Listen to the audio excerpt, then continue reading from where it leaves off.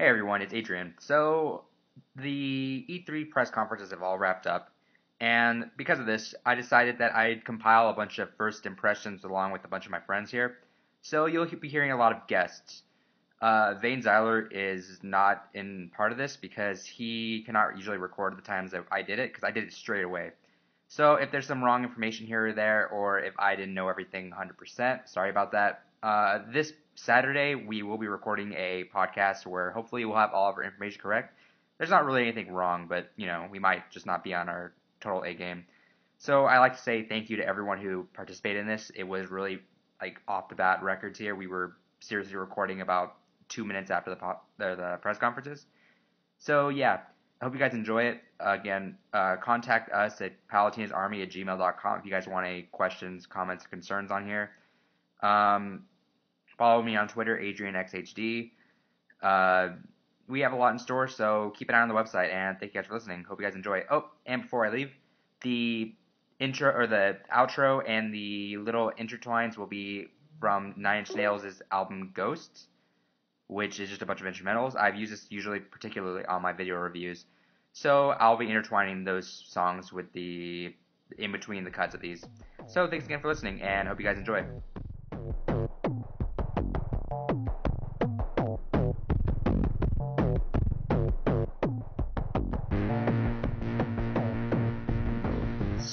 Alright, what's up guys? So the Xbox conference just ended. I'm here with my friend Sam Up to Geek on YouTube.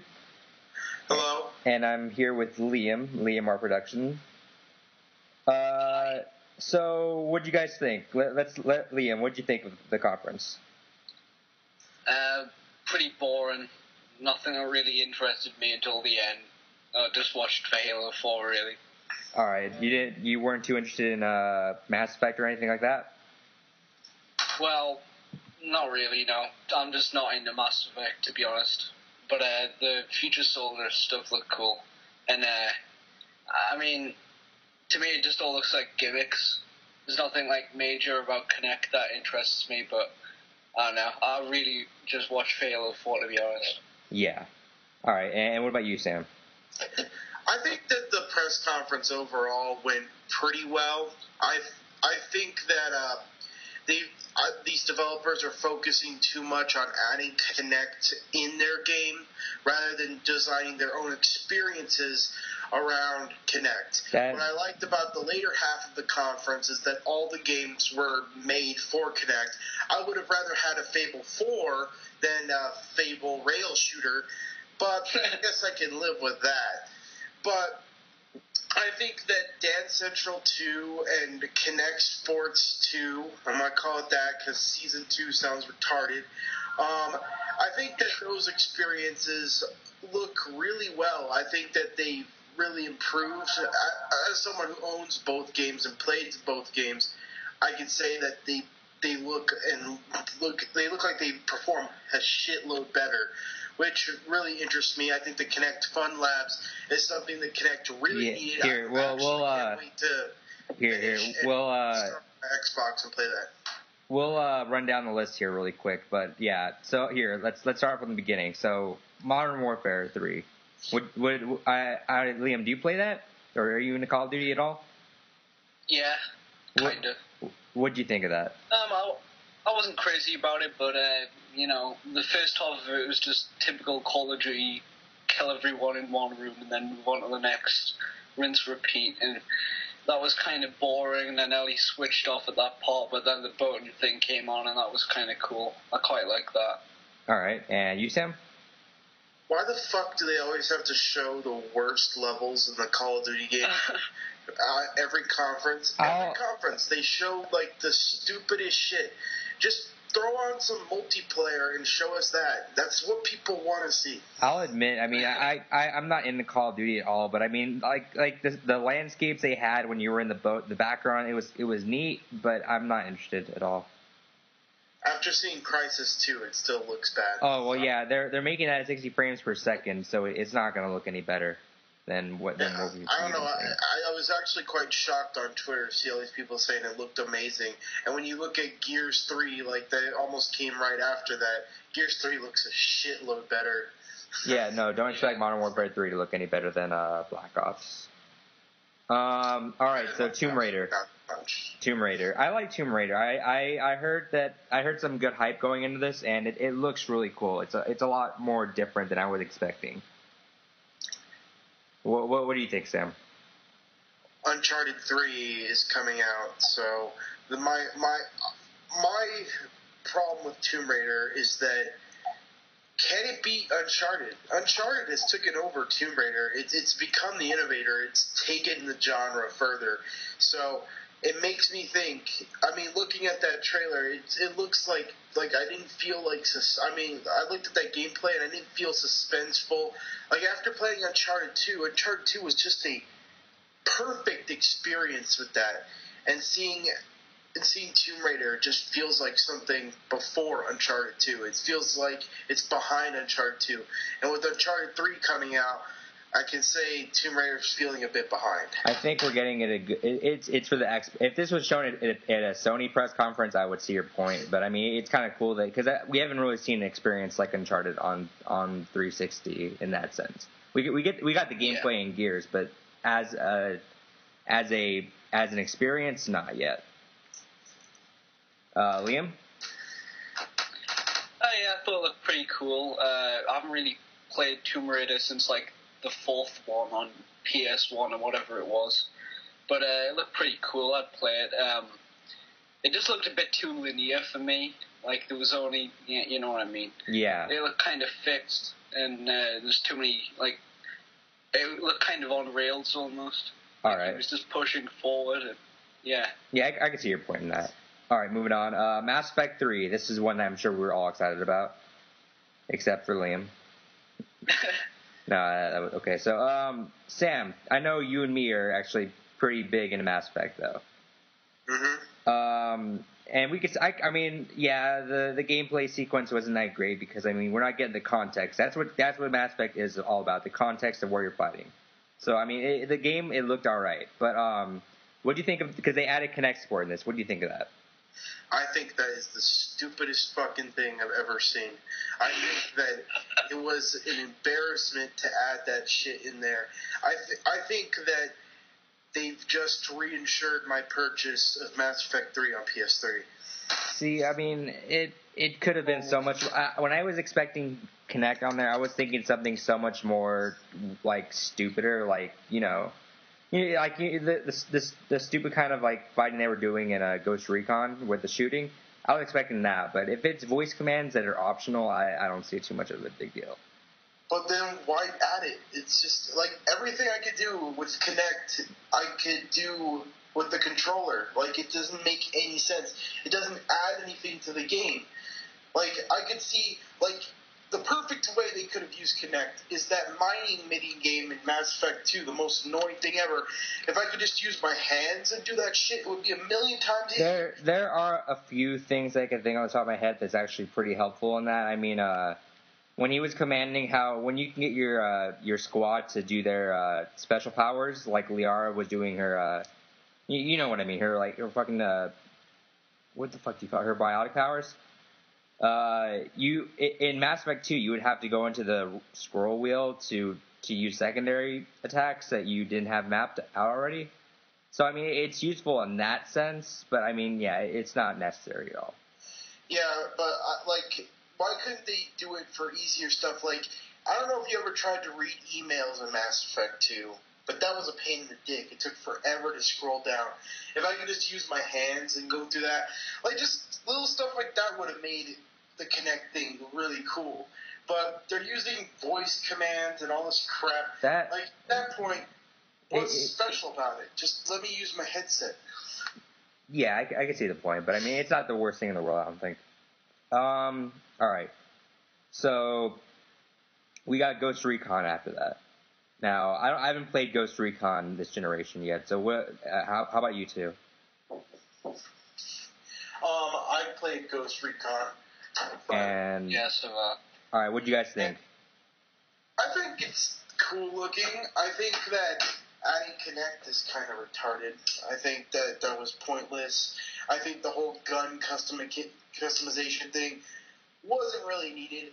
I think that I'm still waiting for my beta that I was supposed to get in 2010 with Splinter Cell Conviction. All right, and Liam?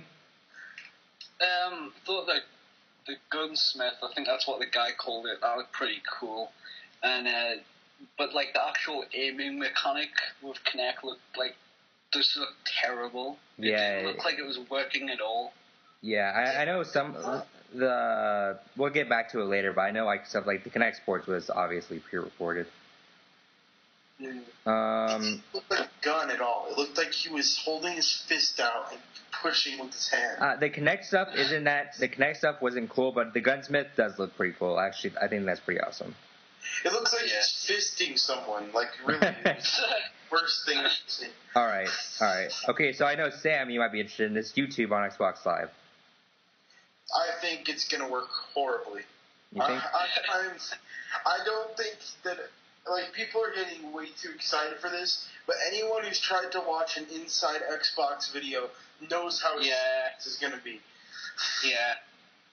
That's true, but what do you think you guys will be able to record more videos with your Kinect and stuff? Maybe that's... wouldn't for you in particular, wouldn't the Kinect camera be more better quality than your eyesight camera? They're about the same, but it would be pretty cool to do that if I could do that.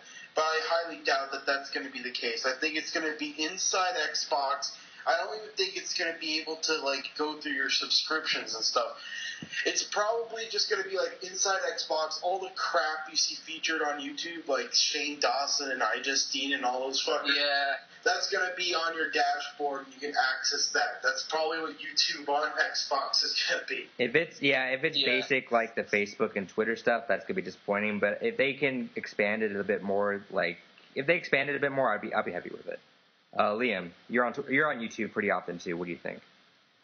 Yeah, I'm not really bothered. I don't have Kinect. Well, to be honest, I do use it at a friend's house and stuff. I've used it before, but this doesn't persuade me. Nothing there persuaded me to buy it. And the YouTube thing, I just don't think it's going to be very good at all. I think it's like if you've ever used the YouTube app on the iPhone, where it's just fucking downgraded. And you can't do half the shit you can on the actual website. Yeah. I think it's going to end up like that. It's the same with the Twitter and the Facebook apps for the 360. It's just like a downgraded version of the full website. Now, this doesn't expand to many people, but I know, Sam, you in particular, you probably find a use in it during the live stream or something for you. Maybe. I think it would be really interesting, but I think that if... Like you said, the iPhone app, I had no idea the iPhone app sucked. If it's anything like the Android app for YouTube has every feature the website has. Well, the iPhone app has it, but it's not as fluent, obviously. Like, once you're used to the website, you're used to the website. That's the thing. But let's move on here. Bing. Now, what do you think, Sam? Oh, I think that was fucking cool. I think that was really cool. That was the best thing. Out of all the stuff in the early half of the conference with Kinect, that was the most amazing thing. It's like Spotlight on Mac, and you can talk. I think it's really cool, and I'm really interested to see how that works. I think that they also have to do something really important. One really important thing, they have to integrate Bing rewards. They have to. That would be good. I agree. Yeah, when I first heard it, when they first said Bing, you thought it'd be stupid. I thought it'd be stupid, but yeah, no, the way they really did it, that makes navigating to the dashboard pretty easy. What do you think, Liam? Pretty much the same as Sam. It kind of looks like Spotlight on Mac, and that's cool. Yeah, no doubt. I also want to note that did they say there was an additional fee on all this? No, huh? No, I don't think YouTube would have an additional fee, and I don't think Bing will have an additional fee. I think TV will have an additional fee. Yeah, they also didn't note a fee on that either, though, which was interesting. It's going to be a fee, but I'm wondering why they're holding off on that. I wonder if you'll get your local channels for free like you do if you buy a really shitty antenna. That'd be neat. They spotlighted UFC, which I don't know if you two are into, but I know a bunch of people who might get into that. My question is that will they bring the cool features like that they showed in UFC to ESPN? That would be neat. I think there's a lot of potential there because I know UFC, like I hate sports, but I can get into that every now and then too. If they bring that stuff to ESPN, I will start using the ESPN app because seeing what my friends thought who was going to win and all this stuff, that's really cool. That is the coolest thing about it. I don't even care that I can watch UFC on there, but I mean, being able to vote against your friends and stuff, and like that little like interactive Metro game, that needs to be brought to ESPN, and that needs to be expanded on to other apps. Yeah, for sure. And Liam? Well, we don't really get any of that stuff here, like ESPN and UFC, so it doesn't really concern me. Well, there you go.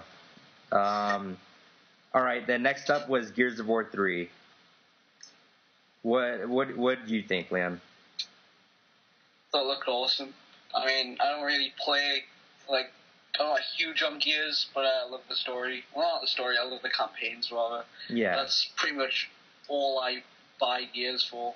All right. Campaigns, and they look pretty awesome. Yeah, that's pretty much, the campaign's pretty much the main spotlight of Gears. And Sam? I was disappointed because Ice-T said he was going to do a song, and they didn't do one. Yeah, no. Yeah, what? So me and Sam have had conversations about this. I mean, it's split. I don't know what to think about the campaign. I mean, of course, it's gonna have lighthearted moments like this, but it's making me think if it's gonna go the same route as Gears of War 2, it would make it look like it's gonna be a depressing mess, but it's gonna be fine. Let's get that quote. What the fuck did Cole say? Oh, no, fuck, hold on, I had it here. I said it. It was, we need to blow its brain out its ass. Yeah. Yeah, I know. They said, so how do we get rid of the skull? Scientifically speaking, we need to blow its brain out its ass. So, I mean, and then in the like the first trailer we seen in Gears of War 3, they were all quiet trying to fight this fucking these locusts in Lambadov. It's interesting to see what the direction is going to be because, I mean, Gears of War has the most bipolar advertising out there. It's gonna be a Gears 2 thing where it's really over the top, funny bullshit the entire time. Yeah. Not over the top like Bulletstorm, but like near that quality. And it's gonna have like 2 or 3 moments where it's serious, like Gears of War 2. Yeah. But I think that's what's gonna happen. It's gonna be Gears of War 2 all over again, where it's kind of serious, but not. My real question is why the hell is Ice-T making a song for Horde Mode, and why didn't he sing it? Oh, no, Horde Mode, you mean Horde More? Oh, yeah, Horde Mode. No, Horde Morgue. Yeah. Anyway, all right, then next up, which is one of my favorite parts, was they had the Halo 1 finally remake. They confirmed it, they showed it. Now, I had a problem with this. I liked everything about it except for the fucking Master Chief redesign. Was that just me, or did it look really bad? What? Like the original game? No, no, even the original game, he looks that, but it just looks like they pulled out like if you watch the first couple trailers of when it was supposed to be on Mac, it looks exactly like that Master Chief on there. I honestly couldn't distinguish half the time between the remake and the original. Fucking flashy and stuff. That's just the design of the armor. You think so? Yeah. I don't know. Maybe it's been a while, but it just felt really off. Like everything about the game looked great, but it just fell off. I don't know why, but I had throughout the whole thing, I kept expecting them to say it's going to be an Xbox Live Arcade game because of the way they were making it sound. I don't know why. They 7 maps and all that. It just seems kind of off for a Halo game. One question we should have though is what's Halo 4 and Halo Combat Evolved remake going to do to Halo Reach? Well, Halo Combat Evolved probably won't do anything to it, but Halo 4 will kill it. Yeah. Because at this point, like, we're gonna have like 5 Halo games on the market, then, aren't we? No one plays Halo 3 anymore. It's pretty much dead. Halo 3 is still randomly active, but I mean, like, Halo Reach is still, like, it's gonna be weird to see that thing get cut out. GTA 4 has more people playing it than Halo 3, okay? Yeah, but GTA 4 is also that, but, no. GTA 4 is retarded. I don't know who the hell's playing it. No, but, like, I don't know. It's gonna be weird if we see Reach get kicked off, because I don't know if 343 is gonna do as an expansive thing as Forge mode and all that. Yeah, that's what I want to know. Is there going to be Forge in fucking Halo CE Remake? Because Forge mode right now keeps Reach pretty fresh. If there's a Forge mode in Halo CE Remake, that'd be pretty cool. What I did want to note is that they had executions in Halo Combat Evolved Remake. Yeah, that's what I mean. I think it's just going to be Halo Reach engine for fucking... Yeah. That's what it's going to be. Well, we'll see, I guess. No objections here. What was that? No objections here. Yeah. All right. And then what do we have next here? So Sam's favorite trailer of the showing, I'm sure. So talk about it. Forza 4. Forza 4 looks fucking great. I'm living in that 21st century. That is the best looking car game I've ever seen. It makes Gran Turismo look like shit. Now, I'm going to admit, that was a good song they picked for the trailer. What do you think? You think so? It was a good song. I can't believe they picked Power. I guess because a lot of people hate on Forza, I think they wanted to use that. I don't know, it just worked for the game, I guess. With all the car doors opening. Yeah. Liam, do you play Forza?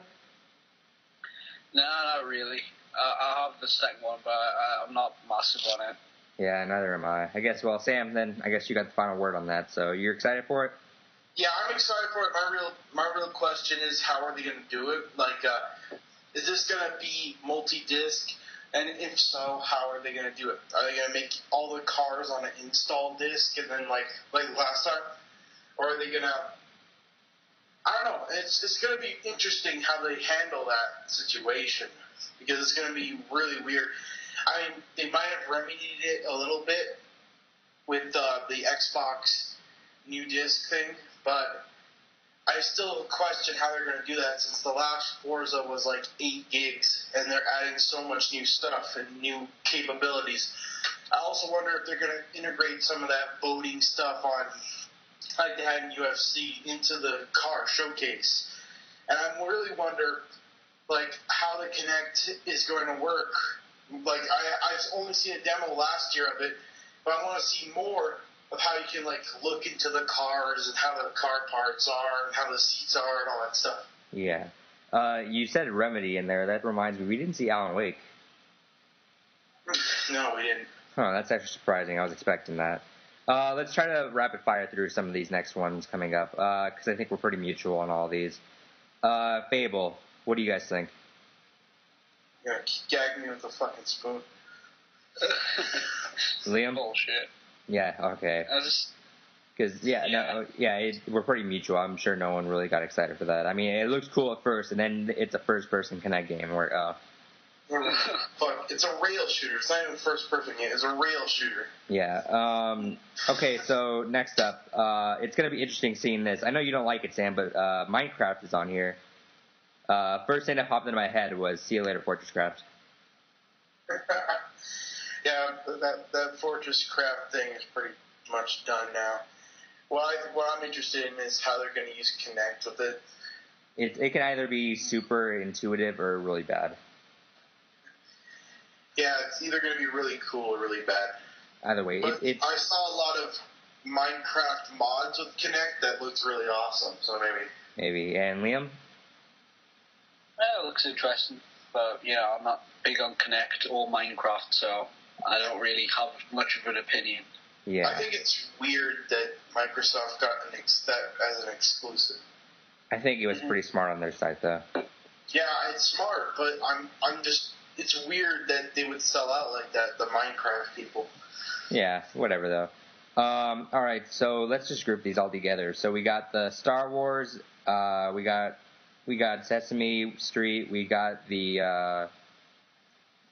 What else did we have? We had the Disneyland game too. So what do we all think there? Like this was basically last year with Connectimals. I think it was like a deja vu to me. Star Wars looks pretty fucking lame. Especially for being a year, like it's had a year. It was shown last year too. Well, first off, I don't like the fact that it's all prequel-y. There's so many it's all prequel crap. It's not the good Star Wars. Then like just the stupid gimmicks, lightsaber on. Really, I have to like a fucking retard at my TV. Disneyland, I think that could be really cool. I think, like, for kids, that looks really awesome. But my problem is that the mini games, it's fucking Kinect Adventures Disney Edition. Yeah, you know what though? When they were walking through the park, I completely thought it'd be an awesome roller coaster tycoon kind of thing. I was actually kind of disappointed in the Sesame Street game. I thought that would be a lot more than what it was. Yeah, I was expecting a lot more out of Double Fine. I don't know. I don't know. Maybe we saw like a weird chunk of it, but I thought it would be a lot more than what it was at all. Yeah, Liam. Yep. I think the Star Wars thing looks terrible. I wasn't even sure if that was live because it looked so unresponsive. Yeah. There was like a 2-second delay in input. It just looked terrible, I thought. And like Sam said, I'm not interested in the prequels at all. It looked kind of like the Clone Wars thing, really. No, didn't interest me. The Sesame Street thing looked cool because it's Tim Schafer and he's awesome. And what was the other thing?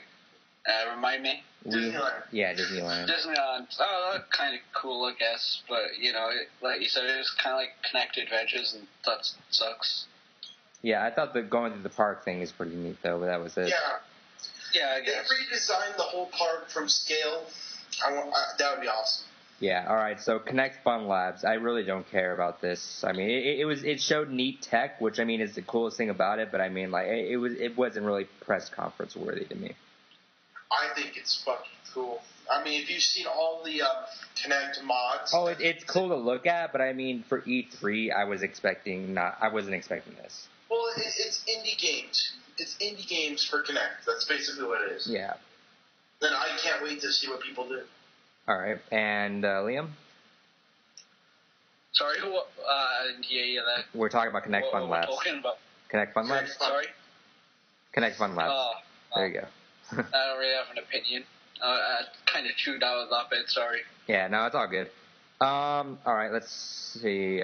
We have Connect Sports 2. It was pre-recorded. I really didn't care. Connect Sports 2, I think it looked really, like the golf looked really fucking innovative, and it makes me question what the hell Tiger Woods is going to do. What are they going to do to compete with Connect Sports? Because Connect Sports already has a bigger name now. And not only that, but it has like, it's like the second or third most highest selling Connect game. And it's just like the way the golf looked really fascinating. It really looked well done. Football looked like a piece of shit. But, yeah. You know, I really want to see like some of the other sports down there, like tennis and skiing and all that stuff. All right.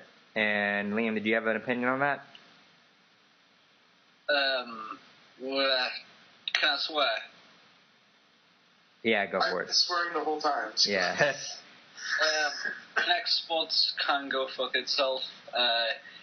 Why did Microsoft bother to buy Rare if they're not going to actually use any of like the awesome franchises that they have? Yeah, I was like, what's the fucking point? I was convinced that I would see a Banjo-Kazooie this year. I don't know. I just thought that you would see that, but whatever. Where's Hangman? I'm sorry.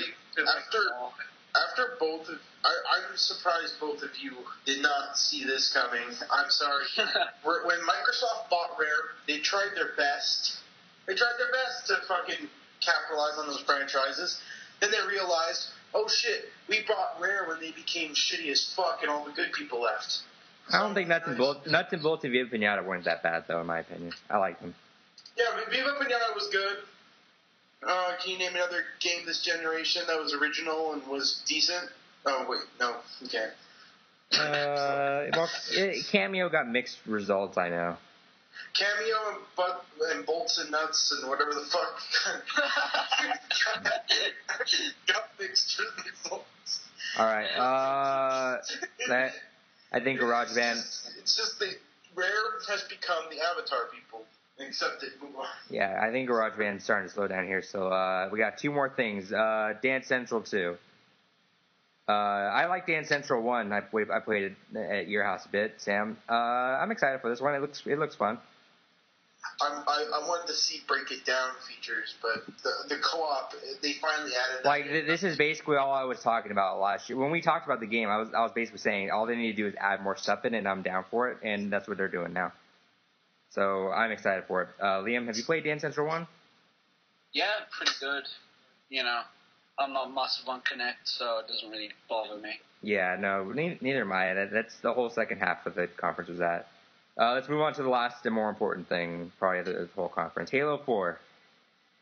So, I wasn't expecting a Halo 4 announcement at all. I was expecting Halo Combat Evolved, and that was it. I wasn't expecting a Halo 5 and 6 announcement. Yeah, it's funny that they're going straight up Halo 4 and calling it a new trilogy. So it'll be interesting to see where this goes. I thought it wasn't going to happen for a second. I was like, a new IP, yes. Oh, Halo 4. Yeah, I know. They said I was worried there for a second. I had pre-written my status on there, so I was like, oh fuck, Halo 4. And then it was just like something floating in the air. It looked like a fucking flower or something. And I was like, oh, what the fuck. I would be more excited if they announced a new IP, to be honest. I mean, I love Halo, but Halo 4, 5, and 6 announced at the same time was kind of necessary. Well, it's gonna be a total reboot because I want to see what the new enemy is. It's gonna be completely different now that we're not fighting Covenant. It's gonna be a giant blue vagina. Didn't you see it? It'll be interesting to see if it's completely in the lore of Halo or if it's just a new full-on story with just Master Chief in it. Maybe. I'm interested, but it just makes me question. Like they said, 4 Xbox 360. Do they really mean that we're gonna have 4 more Halos on Xbox 360? No, I don't think so. I think he just meant Xbox full stop. Well, he should have said just Xbox instead of, because he said this is a new trilogy for Xbox 360, and that made me like, are we really going to drag out the 360 for another 3 So we'll go on a quick tangent. We'll come back to Halo 4 in a few. So what's your view? You are a contender to say that the Xbox is close to finishing its life. What do you think after this? Well, if it's not, that's pretty dumb on Microsoft, especially if Nintendo is announcing a new console tomorrow. It seems pretty weird that they're planning to drag this little white box of mine 3 more years. Yeah, it'll be interesting, but I mean, like they even announced, they made it sound like it was here to stay for a bit longer. All right, Liam, did you have an opinion on that?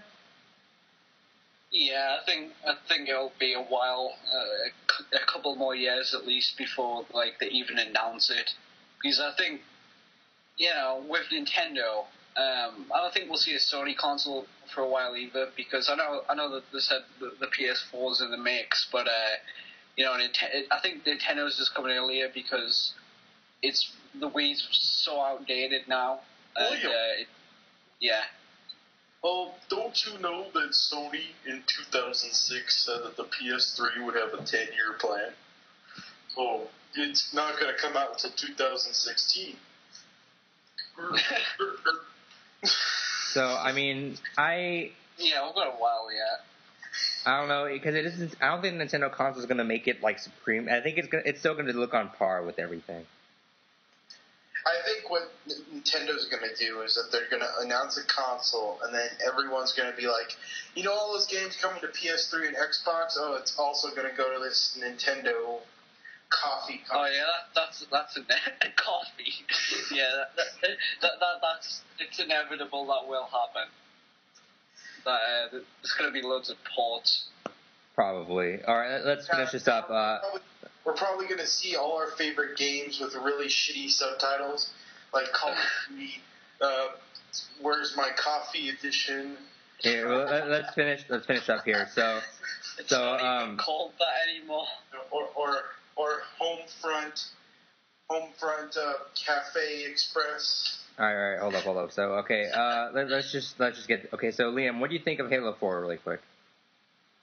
Awesome. Are you ready for a new Master Chief one? I don't understand what the hell happened in that trailer, but it looks awesome, and I love Halo, and I'm so excited.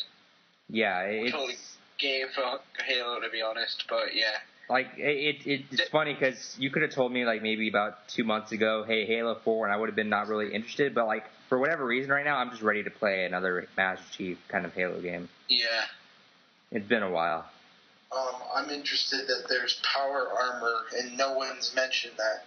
Like, Master Chief flew out on a fucking jetpack into the sun. Like, it's like, into this giant blue vagina, fucking Master Chief ripped through it with his jetpack, and no one seemed to mention.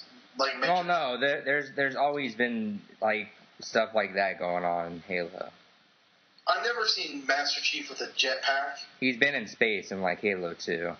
But not with a jetpack. Like, that reimburses that they're going to use a lot of cues they hadn't reached. Well, no, I think that was for cosmetic effects, but I mean, maybe. For all we know, I don't know. I feel like they could fill that in. But, I mean, for what the trailer was, I think it's really interesting, and I'm really excited to see how it's going to go, because it's going to be totally different now. I wonder how Halo's going to be without its all wacky characters. Yeah, that's what I mean. Like, you're not going to have the fucking Covenant there. I mean, you're not going to have Johnson there. You're not going to have Sergeant Johnson because he's dead. Spoiler. Yeah, if you haven't played that for the last 4 years, sorry.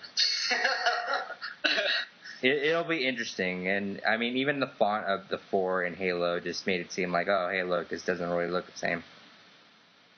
So I don't know. We'll see. I'm interested to see what else we got here. We're gonna have a more serious Halo. That's what I'm gonna ask.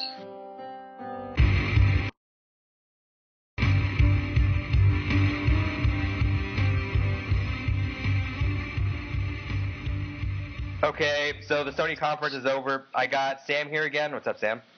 What up? And then I got Gore the Movie God. Hey. All right. So So there wasn't much on this on PlayStation side this time. On the PS3 side of everything.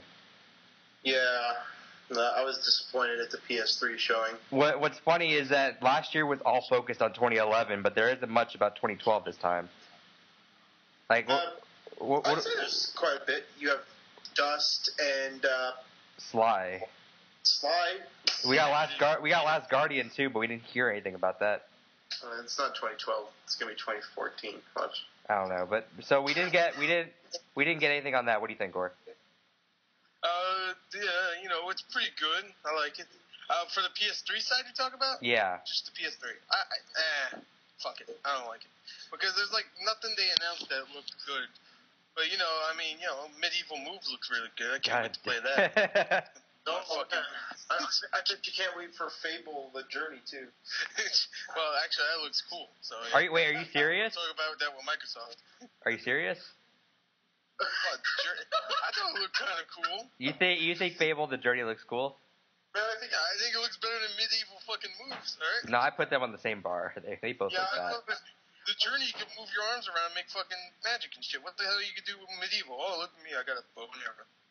Before my Android phone died, I was gonna tweet. I didn't know Fable: The Journey was coming to PlayStation as well. So it's the same thing. They're both stupid. They both are really retarded. Yeah, they're both like not necessary at all. I thought Medieval Moves was gonna be a sequel to Prehistoric Moves. All right. I don't know. Is there anything to even talk about? I mean, we've seen Uncharted 3 again. I think what Sony's doing, I think Sony is really focusing on dead horses. My favorite being 3D. Why the fuck? We don't care. No one cares about 3D. You are really catering to like 4 people with that whole conference. Here's the funny thing that when we were all watching it, we all thought was funny, was that we seen a trailer to Infamous 2. Which comes out in like 2 hours. It comes out like literally in a few hours. Can I say that TV is the ugliest thing I've ever seen, by the way? I don't know. It's not that bad. It's not expensive. It's pretty affordable. It's not expensive, but it looks like a PSP, a giant PSP. Yeah, I don't know. I don't really consider that. I'm not looking forward to a 3D television. That's not going to fit in a lot of home centers with those 2 giant humps on the side. It looks retarded. We've seen that PlayStation Network game. What was it? PlayStation? Oh, the Star Trek? No, the one that... It was a PlayStation Network game. The shooter one. The one... the Eve guys. Dust? Yeah. I thought that was a PS3 game. I think that's a PSN game. I thought it's a PS3 game. It's one of them. I'm disappointed in Dust because the original concept sounded so cool. And for those of you who don't know about the original concept of Dust, it was supposed to be like a mag-like experience across Xbox 360, PC, and PS3. Now it's a mini game for EVE Online. So that was disappointing. Did you think it was interesting, Gore? I don't give a fuck about that, man. Yeah. It looks like any other freaking sci-fi shooter, really. It just they have to show me some gameplay before. Well, more gameplay than they showed in that trailer to get me interested. But it looks like Killzone 2 to me. I think it's just really early in development. All right, and then we seen what else did we see? We saw BioShock Infinite. BioShock Infinite. That was actually pretty cool. Yeah, that was awesome. I think it's really cool that they're including the original one on the disc. Okay, let's talk about that. So they're trying to the way they made it sound was pretty stupid. I didn't like the way they try to make it sound like you were getting huge exclusives in the EA games when you were really just getting like 2-year-old games.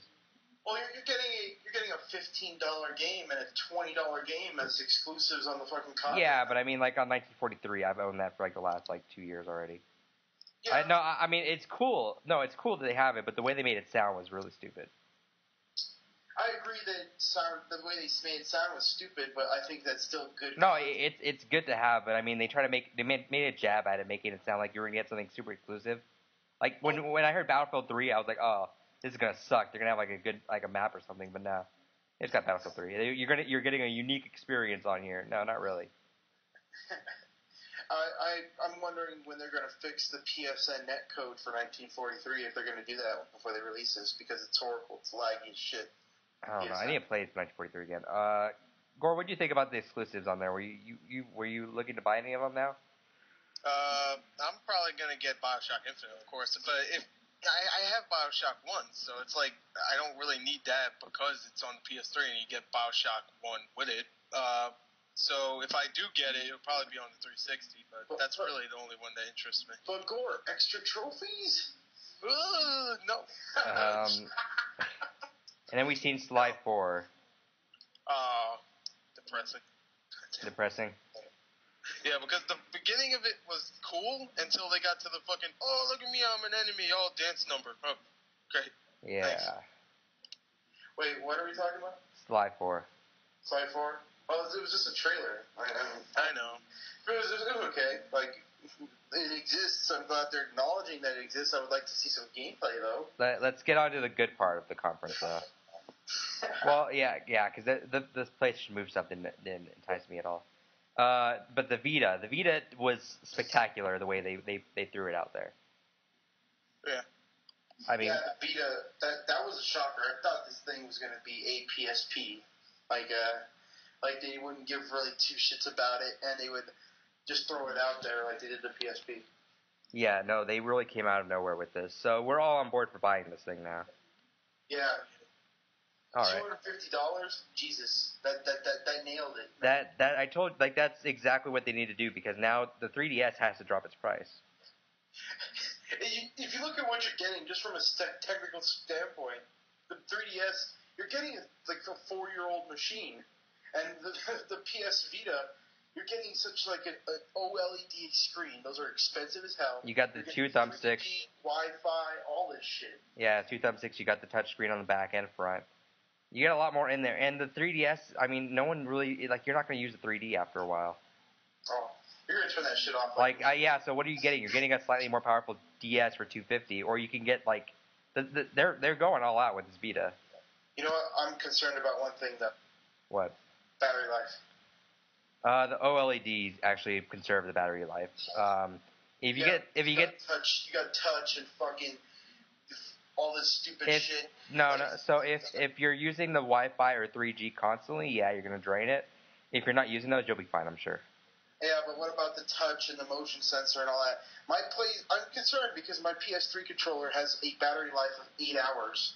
I can't even imagine how much. No, so my iPhone, though, I mean, like, it's got most of that besides the tilt and everything, but I mean, as long as the Wi-Fi's not on, it has a long battery life. I hope you're right. I don't know. I think if unless you're really going to want to get 3G, which, I mean, are you going to pay monthly for that? You are, huh? I'm not going to use AT&T. That was the stupidest decision they ever made. Yeah, so I mean, like, I would just get the Wi-Fi version. If they had a Verizon version, I might consider it, but fuck, AT&T, go fuck yourself. Yeah. That was funny when we heard that, too, because right when we heard it, we were like, it's Verizon, then they say AT&T, and everybody starts laughing. Did you hear everyone boo? Yeah. Holy fuck. And then people, like, there's like 5 people clapping. Yeah, the employees of AT&T. Yeah, I was about to say, they all work for AT&T. They all hate Verizon or they work for AT&T. Yeah, like, I don't know what they were trying to go for. I don't know what they were going for with that. No, but the Wi-Fi for $250, that's wonderful. I mean, I'll still get it even if the 3DS price drops another $50. If I have the money, I'm definitely picking one up this holiday season. Yeah, and the games they got for it, I mean, like, I'm super stoked. Like, Street Fighter 4 for the 3DS was really cool, but Street Fighter Cross Tekken for the Vita looks even better. Not only that, it comes with an exclusive character. I'm wondering if that's going to be on PS3. If it's not, I don't know. No, well, I'm going to get it on Xbox because that's just what I'm doing. But I'm down for Vita, for a version on Vita. I don't know. I would get. It depends. Like, maybe I'd get 2 depending on how much fucking Street Fighter X Tekken's going to cost. You know what? That brings up one thing. If it's $40, that'll be even better. Yeah, like, they're going all out with this. I'm actually really excited for what they're going to do here. Yeah, like the 3DS. I have no idea what Nintendo's going to conquer that with, like counter that, like because the 3DS. Well, no, you heard about the online store, right? Oh no, man! I can get Game Boy games for $4. Yeah, I mean, granted, a Pokemon game for $4 I would buy it, but Mario Land. They're launching with the Game Boy launch games, and literally one of the versions on there is Breakout. I can get a Flash version of Breakout or a cheap knockoff of Breakout on my Android phone for free. So why the hell would I want to pay $4 for that? Yeah. So I don't know. Like, I mean, the Vita still has a ways to go. I mean, if they can rival the App Store with the dollar games on there too, like seriously, there's a lot of room for potential here now that the price is out of the way. What I found interesting? What? Did anyone else notice that the PS Vita is running Android? No. Yeah, that interests me a lot. So there's a lot of room here. Like, they can really knock this out of the park here. If they include the Android market on there as well, it's going to be a pretty big fucking device. Yeah, so I mean, the 3DS is looking pretty like troubling right now. Yeah, the 3DS looks really shitty. But we got the Nintendo conference tomorrow, so we're gonna see. Yeah. I hope something comes out. Did you have anything else you want to add on the Vita, Gore? I can't wait for Uncharted 4. I mean, I love Uncharted, so I mean, we were making fun of it the whole time when we were yeah, because I never noticed how awkward Drake walks in that game. He looks like he just shat his pants while he's walking. Like, yeah. But I love Uncharted, so I can't wait for that. And Ruin actually does look cool. I was making fun of that too. But we were making fun of everything, but a lot of the Vita games all look genuinely fun. I gotta say something about the Ruin though. Why can't they just do what they do with the PS3 and PSP currently? Why do I have to buy 2 separate games? Why can't there be like a reverse remote play? Like on I don't know if you know on the PS3, but on certain titles on the PS3, I can use remote play and play any of the PS3 games on my PSP. Oh, that's what Peace Walker's doing. You can play Peace Walker, or you get a code for Peace Walker, I believe. So I could just remote play Peace Walker? Why can't I do that with Ruin? Why do I have to buy 2 separate games? It's like a step back. Because Sony's not Konami. So, Yeah. I don't know. There's a few things here, but we'll talk more about this when I'm doing the whole wrap-up of E3 and see what we hear about it and see how it plays on the show floor. But we'll wrap this up really early, so thank you guys, and we'll see if we can get you guys on for another one.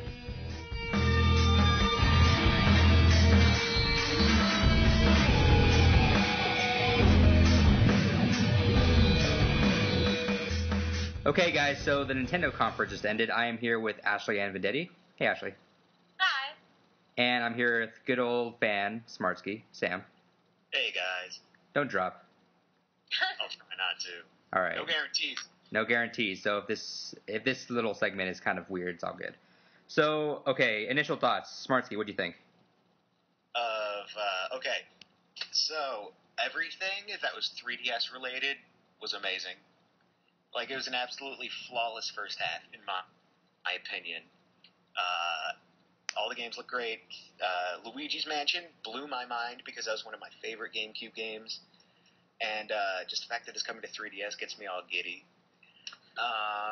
Let's see, what else? I can't even remember, like, some of the first... Oh, yeah, and free... Four Swords coming. Yeah. And free anything is good, but free Zelda is better. They got the Pokedex thing, too. That's free. Oh, yeah. And I can talk about that in a bit if you want. But, yeah. Because I've experienced it. But, let's see. Link's Awakening coming today. That was my very first video game, so I'm definitely going Isn't it $4? Yeah, that's a good price. You think so? Yeah. All right. I'm definitely going to rebuy that and play through it again. So, now we can talk about this Wii U business. All right, we'll get to that in a second. Quit taking my show, okay. Sam. Ashley, what do you think? What'd you say? Quit taking my show. Oh, okay. Fine, sorry. I feel like I'm important here. No. So, Ashley, go ahead. I liked the beginning of the Nintendo conference just because I love Bill Trinen. And I really liked the music in Zelda. So to me, that was like I had a little bit of tears because I really like soundtracks and stuff. So I really liked that. I was really excited for the 3DS stuff. One of my main reasons for buying a 3DS was Kid Icarus. So I'm really happy to see that that's on its way and it's coming, and even Star Fox. Those got me really, really excited, even with the cheesy do a barrel roll. That was really good. I don't know what to think about the Wii U yet. I mean, because it just seems so like they tease you so much at first. It was just like, well, we have a new system to announce, but we're not going to do it right now. And I'm thinking, well, don't talk about it for 10 minutes and then don't announce it. Yeah. So that kind of bothered me. But I don't know. I don't know what to think about it yet. Yeah, we'll get to that in a second. So first off, they went straight into Zelda stuff because it's 25th anniversary. Isn't it the 25th anniversary of Metroid 2? I don't know. I think it is, but regardless, they kind of came out and announced that all DSi people are getting Four Sword Adventures, which is kind of cool. We are getting if you register Zelda on Nintendo Club, if you're one of the first, you get the soundtrack. Oh yeah, that's pretty rad. Yeah. Yeah, that's cool. And then they're going around region to region doing Zelda symphonies, which is neat too. But did we ever hear anything about like a package, like a full-on, like something that we're going to buy to play Zelda for the 25th anniversary? I don't think we got something like that, did we? No, I think it's just I think their whole big thing for the 25th anniversary is we're going to release a game on each platform we have. I think that's what their main thing was, but nothing really that like over special. Yeah. All right. And Sam, what do you think of that? About 3DS the 25th anniversary stuff. No, I think it was great because I'm a Zelda fan. So basically, if they throw anything Zelda at me, I will eat it up. You know what was interesting was they still haven't set a date for Skyward Sword. Oh yeah. Holiday season or something. Yeah. So I don't know. That's looking kind of sketchy. In fact, thinking we didn't get Wii games really, did we? No. No, I don't. They really didn't talk about the Wii at all. It's almost like, remember when the Wii was announced and all of a sudden GameCube just sort of like, it seemed like they died? Yeah. Now, I'm assuming that'll be the next thing now. Now, Wii will slowly die and it'll all be about Wii U. God, what a horrible name. No, but I mean it's weird because last year we got Kirby and Donkey Kong Country announced, and they were out that holiday, but we're not getting anything now. So it's looking like Twilight or Skyward Sword's the send off, and that's it. Yeah, I agree with that. All right. And then we talked about 3DS for a long time. I mean, they had Luigi's Mansion 2, they had Mario 3DS, Mario Kart 3DS, Star Fox 3DS. There was a bunch of cool stuff that they're all coming out like soon too. So it'll be a good holiday season, I think, for the 3DS. Yeah, starting September, they're gonna have a good late year. Yeah. Yes. It had an early start, but it's gonna have a good end for the year. Yeah, I mean, it kind of makes me wonder why they didn't just delay it probably until like August when all these games are coming out and just had a super great launch for it. Yeah, that's very true. I don't know why. That would have been actually a really good idea. Yeah, because with the Vita now announced at the same price as the 3DS, it's going to be a pretty hectic holiday coming up here. Yeah. So what do you guys think? You guys both own 3DSs? Yeah, I own a 3DS. Yes, I do. All right, I don't have that. So what do you guys think of the games then? The game's announced or the game's already out? Announced. I'm really excited for Star Fox and Kid Icarus.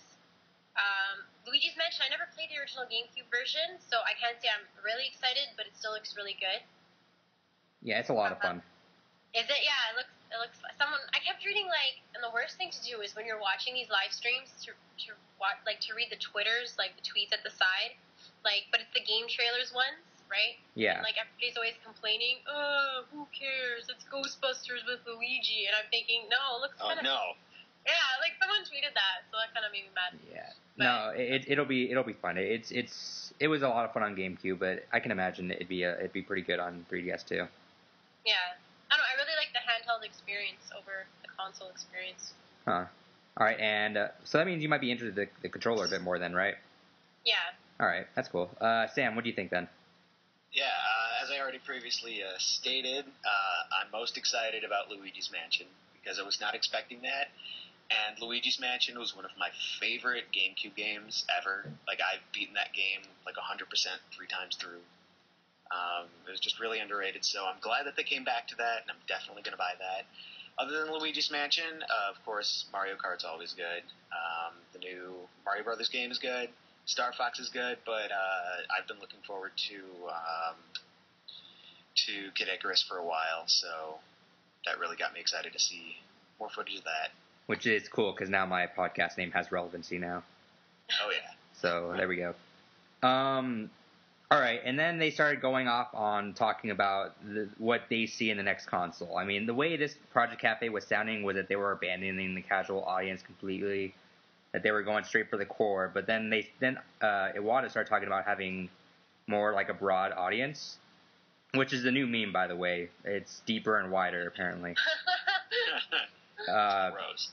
Yeah, that's a new meme going around, so enjoy that for the next couple of years. But no, so he's talking about going that, and then it started to kind of worry me, because that was kind of what we were not expecting, and then came out the name, which is, I'm sure, the highlight of the conference to everyone. At first I thought it was just going to be Wii 2. I was like, that's going to be stupid, but then I was like... And then they took it a step further. They're like, you know what? I was like, my first thought was did he forget to put a consonant at the beginning of that? Did he forget to say 2? And just say U? And I was like, wait, no, he said Wii U. That sounds really stupid. Yeah, it's funny because we're all Mega 64 fans, and I was watching that podcast, and they were talking about how cool it's going to be if it's called just Nintendo. Yeah, that was awesome. And then... No, I just have to say that the Wii U, it sounds like I'm half sneezing with no tongue. That's what the Wii U sounds. Wii. No, and I mean when they were going up, you could tell when they were prepping for the announcement of the name, they were going through, and then they said, and then we heard we want that to be part of the name. And I was looking at the word Nintendo at the time, and I was like, I don't see a part of you in this word. I was just looking for it, and then I just look on the screen, and I see a giant U next to the Wii, and I'm like, oh. Right before they announced it on my Twitter feed, Nintendo, America, tweeted something. It's the new system is called Wii U, and I'm like, what? you didn't say it yet. And then he said it, and I'm like, no, why? Take it back. I just think they want to try and cram as many vowels into the name as possible. I like how, and then they showed, at the end of the conference, they showed a slide of Nintendo DS, Wii, Nintendo 3DS, Wii U. So it's like they're slapping a character on it and calling it a day there. Yeah, that's all they're doing. Yeah, so I don't know. The name totally killed my mood for like the next 10 minutes of the conference. It blew my mind. It's like the predictions of what Nintendo's names will be are always going to be the total opposite. No matter how cool they sound, like Wii Revolution, or was it Revolution? It was the Revolution. Yeah. The Revolution, yeah. Wii Dolphin, then it changed completely. GameCube, okay, yeah, it's a cube. You game on it, okay, cool, yeah. Wii, what the hell are you talking about? I think it's safe to say that everyone is laughing at this name more than Wii in general. Oh, yeah. God. Oh, yeah. Because Wii, at first, it just kind of blindsided you, like, what? And then now it's like we're still using the Wii, except it had a U at the end. I think it's totally bad because I don't see because the casual audience endorsed the Wii, but I don't see, like, it's going to be the same thing over where people are going to get confused by the name. I can see consumers going to like Toys R Us. They're talking to Sam Matsky over here. Yeah. Hey, what is that Wii U thing? I thought I had that already. I don't even know what I'll tell him yet. They could have just dropped the two I's and called it Woo. Woo. Woo. That would look so stupid in the timeline of video games 100 years from now. We had the Wii Woo. No, they should make a fighting game if it were the Woo, and it would just be called Woo Foo. Now, I missed it because I was typing out a tweet, but did the next Tekken game, when they were showing it, was it called Tekken Wii Successor? That's what I read on Twitter. That I guess that's what the screen said. I thought that was pretty stupid. Yeah. Wii Successor. I hope they call it that because they're just too embarrassed to call it Wii U. You know, the first time, like when I first saw Wii U, I thought of Wafu, like that term of my wife. That's what I thought of. Like, I could just see many people trying to feed the controller pizza. Now, what do you guys think of the controller? The controller's huge. Yeah. I have a rant built up for this, but I'll let you guys go first. All right, Ashley, go ahead and say your voice on this. It doesn't really bother me. I like the iPad, so I'm pretty used to tablets right now. So I think it's a pretty cool thing that you can draw on it and you can do all this neat little stuff on it. It doesn't really bother me. I think it's really neat. I think the size is kind of the biggest thing there. What I did not like about it is that they're going to circle pads now instead of analog sticks, which bugs me a lot because I like FPS games. And then the placement of the right circle pad is off, I think, because it's right above the buttons, so it just makes it feel kind of weird, I can imagine. But no, the tablet thing is really cool. I mean, there's a lot of things they can do there. It's nifty. I just hope it's not super expensive like it might be. Yeah. All right, let's get ready for this rant, Sam. Go for it. Okay, so first of all, me knowing retail prices of everything, I can guarantee to you, because this will be a controller, it will be expensive as hell. Because if you think about it, Wii remotes are like $40, and that's just like a wand. This thing is going to have a screen, so it's not going to be around the same price. It's going to be a lot more. What's kind of cool is that the Wii, at the end of at this point, the Wii, you can connect 40 things to that thing, and it's going to look like a giant contraption with umbilical cords everywhere. But I mean, at least this tablet has everything in it, and I can't see them adding anything else to it. That's true. So, all right, and then you have anything else to say on that? I do. So, so what really got me about this thing is just the fact that it's a tablet, and that blew my mind. Because, okay, the way that they're kind of advertising both it being like, with the tablet, this seems like kind of another casual thing, but then they were also advertising for hardcore gamers, like by showing Ninja Gaiden and all those other. And Batman Arkham City, which was really cool, by the way. That was cool to hear that. It was really cool. Only just a couple things about this that I didn't quite like. One is that people are really reacting that this is awesome, but I'm like, they should have already been able to play cool games like this. Yeah. On other systems. And also, there's this tablet which they're using for like, okay. it's a tablet, so it has touch screens, but then all the buttons are really awkwardly placed. Yeah, like, that's what I was saying. You're used to holding it in your hand, but this, like, if you want to play a normal game, like, I would rather use an Xbox or PS3 controller than use a huge clunky tablet with touchscreen controls and my hands really far apart and awkwardly placed buttons. So even if you do get a game like Batman Arkham City on the Wii U, I just don't think it'll be as, like, easy to control or as fun to play, basically, as other consoles. Yeah, because, I mean, when you got, like, an Xbox or PlayStation 3 right now, I mean, you'll lay back on your bed and play that sometimes, but this thing's going to be so much more clunky, I think. So, I don't know. Well, it'll be something that we have to get our hands on and try first, I'm sure. Pretty much. Alright, and then, yeah, so they had a bunch of third-party people come up and praise this thing, which was kind of neat. I mean, Arkham City on there it got pretty, cheered for, which was good to hear. The graphics on the thing, on those games, they didn't look spectacular. They looked on par, which kind of worries me. I mean, this thing's supposed to look like, this thing's gonna have to last for a while now.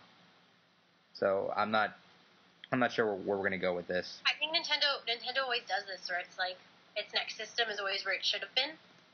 The system before, right? But it just depends on if graphics are so, like, if they're that, like, important to you during gameplay, then maybe the system isn't right for you. Like, it just depends on that. That's what I found mostly for Nintendo. Like, I can get over graphics. It's not a problem for me. But I know some people get, like, hung up if something's not exactly the way it is. But Nintendo always seems to be a generation behind with graphics, or at least in the last few years. Yeah, what I'm kind of curious is that since it's obviously not looking like it's 40 years ahead of the Xbox or PlayStation, I'm thinking that since Microsoft's keynote made it sound like the 360 was here to stay for a while, and the Sony press conference kind of the same, I'm feeling that we might just stick with the 360 and PS3 for a lot longer now, since it's not this Wii U isn't looking like it's going to be super far away. So I don't know. It'll be interesting to see if there's any new consoles coming out for Sony or Microsoft. Now here's my favorite announcement. So I was on Twitter and I was still kind of like overkilled by the name, and I said I was typing it out on Twitter, and it didn't phase. I didn't hear it first, but I just typed out, all right, just fucking give me Smash Bros. And I'll be okay. And then I saw that. I was like, saw that too.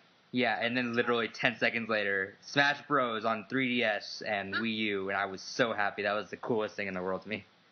Yeah, I kept thinking, like, as soon as they announced 3DS, I was like, you know what? They should really make Smash Bros. Portable. If it's kind of like that transferring thing where you can transfer your stats and characters like that, that's gonna be really cool. Yeah. But I don't quite know yet if they're going to be two different versions or if they're essentially going to be like the same game. Yeah, and honestly, I'd buy both. I think that's a really cool portable game on top of being a really good console game too. Like they were really, really smart to put that random Super Smash Bros. Brawl announcement right after the Wii 2, because I was not, like, everything Wii 2 was in. I mean Wii U. Sorry. Yeah. Everything Wii U was, like, in the negative for me, and then they're like, by the way, Smash Bros. Yeah, that's what I'm saying. Like, is that I was just so depressed and over this name because I was so hyped for just a normal Nintendo. That was cool, and then I would just fucking give me Smash Bros. So I can love you again. Smash Bros. All right, we're cool. Can't go wrong with that. Granted, we're not going to hear anything about this for a while. It probably won't come out till 2012, 2013, but they said it so that it'll ease our hearts a little bit more.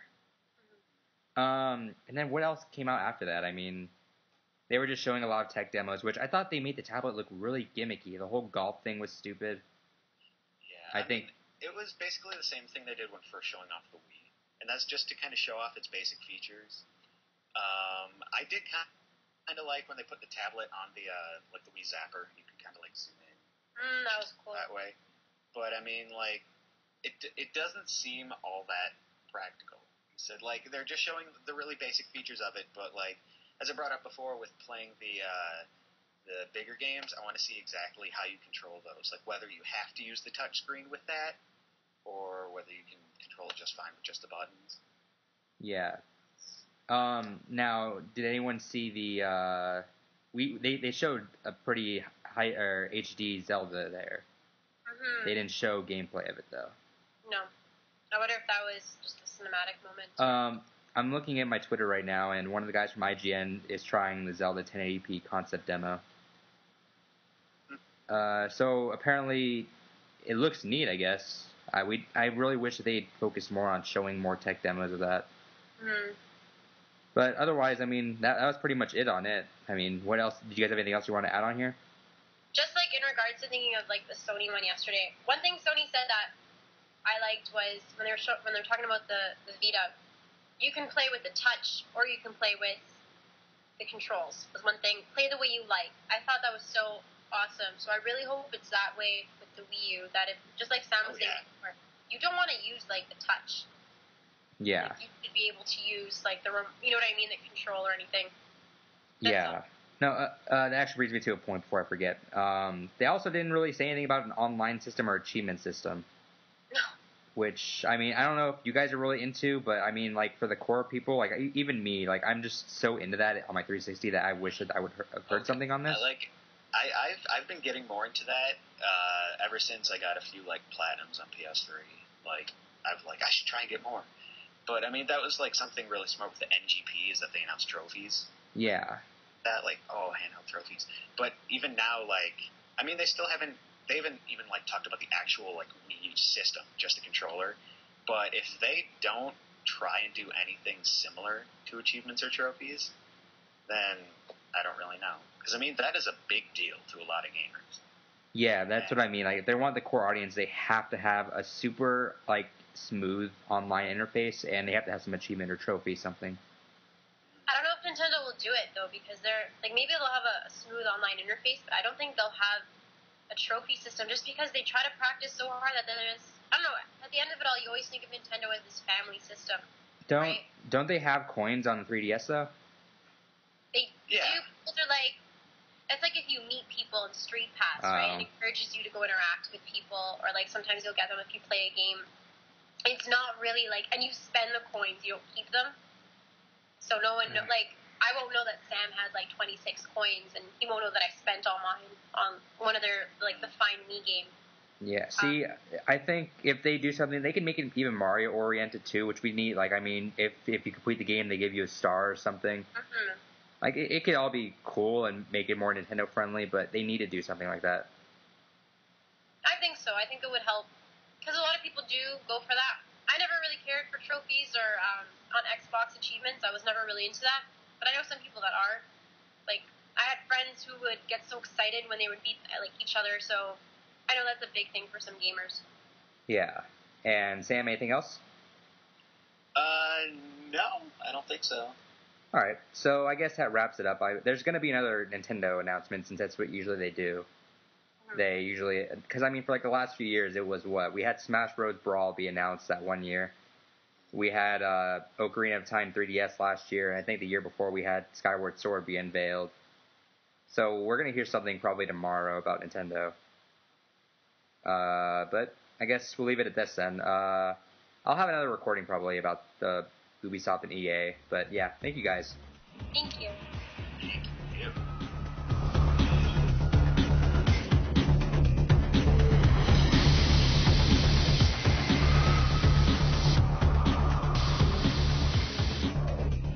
Okay, so we're going to talk about the Ubisoft and EA thing. It's going to be a back and forth thing. I got Sam here again. What's up? What's up, man? All right, so we both fell asleep pretty much at this part. I don't know whether it was just that fucking E3 news just demolished us or what, but so let's talk about Ubisoft here, because I know no one was happy with the announcement they got. Oh, you mean no one was happy with the mediocre announcements from last year? No, with the announcer in general. Oh, you mean because he was acting like a complete dick? Yeah, how he was just running around everything. No, I like that guy. He was yelling and screaming and swearing. He said fucking and shit. And G4 got upset because they accidentally didn't censor him a few times. Oh, well, there you go. But, what did they announce? Run down the big announcements for this. I think the biggest announcement was Far Cry. Well, the only announcement was Far Cry 3 for the most part, and Overstrike. Those two things were the only things really announced. Everything else was like a rehash from last year. I saw Driver San Francisco in person last year at E3. I saw a lot of this stuff. The Rayman game was pretty cool. I'll give you that. That looked really interesting. Too bad you couldn't understand what anyone was saying. It was like heavy rain or nothing but French accents for like 20 minutes. And they showed Assassin's Creed Revelations. Yeah, and that was pretty cool too. But personally, I don't know. Assassin's Creed is getting stale. I think they're milking Assassin's Creed too much because it is their highest selling franchise. But look at it like this. Assassin's Creed 1 sold 9 million. Assassin's Creed 2 sold 8 million. Assassin's Creed Brotherhood sold 6.5 million. If they keep going at the rate they're going, that's not going to be a popular series anymore. Yeah, it's coming out yearly now. We'll see, though. Apparently this was the close of some stories. We'll see if there's another one next year. If this isn't, yeah, pretty much expect it for the long haul. I think that's their Call of Duty. That's their Halo. They have to milk it. Which is funny because I was excited for Assassin's Creed 2, but I really don't care now because there's so many. I'm really asking when's Just Dance 3 coming out because I know that's climbing to similar numbers. I know Gore, who was on for the Sony press conference, was excited to hear about Beyond Good and Evil 2, but that didn't get said at all. Well, they announced it. They announced it. Everyone knows they're working on it, but they're aiming for the next generation consoles. Really? Yeah. I don't know about that. That trailer that they showed, the teaser trailer, did not look even this generation. So. Oh well, no. They're like still working on it, like pretty, like they're still going on it, but it's gonna be a while since we're gonna see release. I don't know. I'm not too interested in the girl and her pig anymore, so it's not. Man, Far Cry 3 looked horrible, though. I mean, for something that runs on the same engine as Crysis 2, I mean, it looked bad. It really did. It looked almost the same. It was a little bit better than Far Cry 2. Far Cry 3 was a little bit better than Far Cry 2. That's what it looked like. And then, I don't know, this just out of, I don't know why Ubisoft felt the need to make the guy curse in the trailer so much. G4, which I was watching it on, was having so hard of a time keeping censors. It was ridiculous. Yeah. Did they give a release date for it? I don't remember if they did. I don't think they did. Huh. Well, maybe next year, I guess. Yeah, probably 2012. And even then, I don't know. It really looks uncompleted. And guess what? You got kidnapped. You escaped. Oh, guess what? You got kidnapped again. And they're like, the definition of insanity is doing the same things over and over again. I think Ubisoft should examine that statement because what are they doing? They're doing the same things over and over again. Rayman, Far Cry, all the Driver. Where's your new IPs? Where's your risks? You're doing the same thing over and over again, expecting different results, and that's why you're in the red. Yeah, so I don't know. There wasn't that much to say about Ubisoft. I mean, it was pretty straightforward in what you were expecting. It was just bland. It was ordinary. It was plain Jane. Like there was nothing. So like the Overstrike is their most exciting game, and why? Because it's a good developer finally going multi-plat from Sony. So explain what Overstrike was.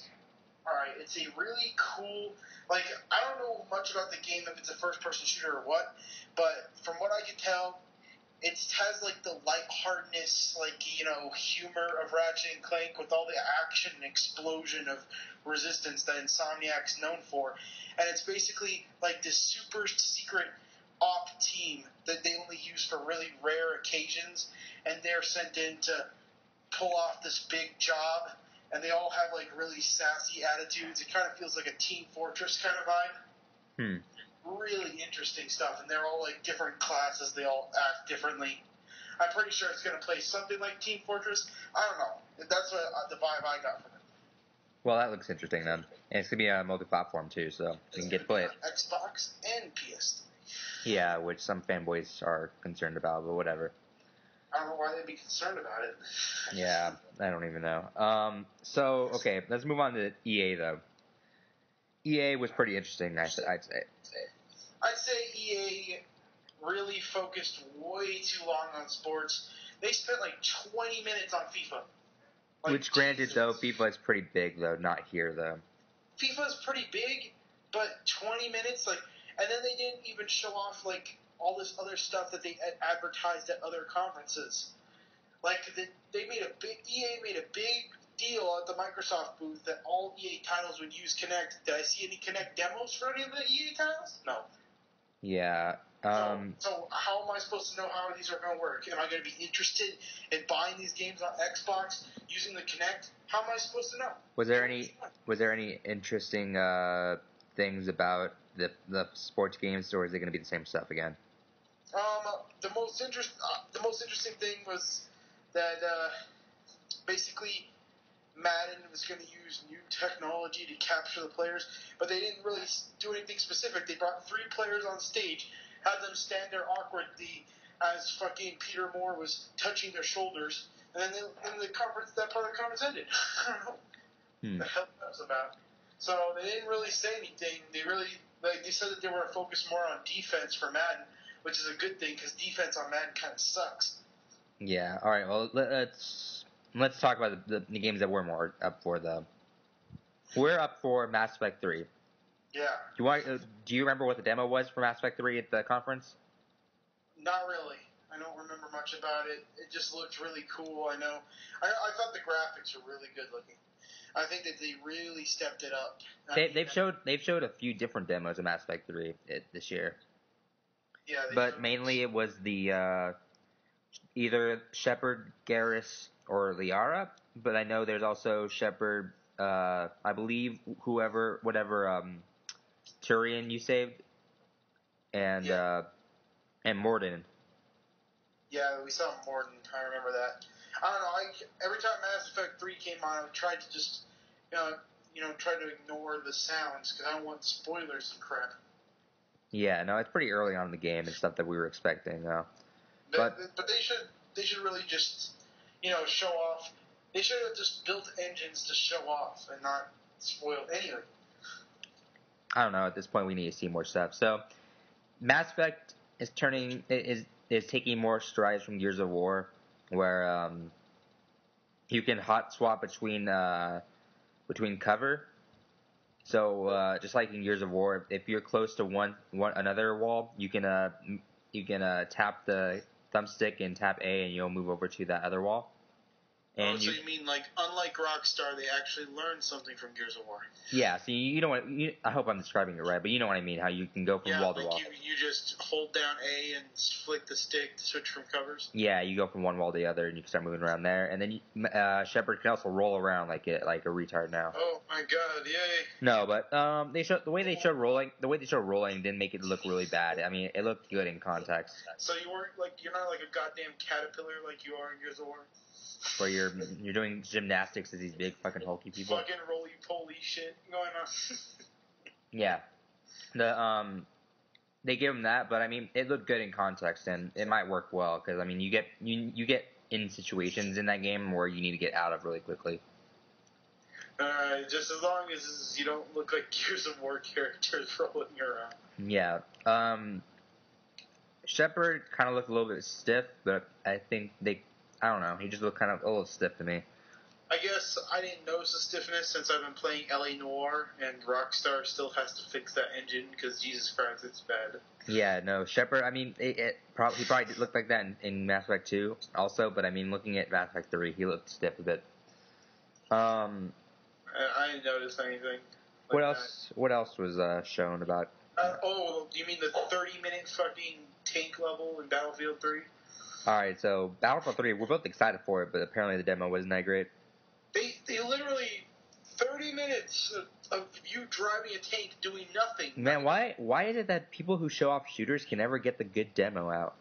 Because they picked the level that won't reveal the quote unquote most story.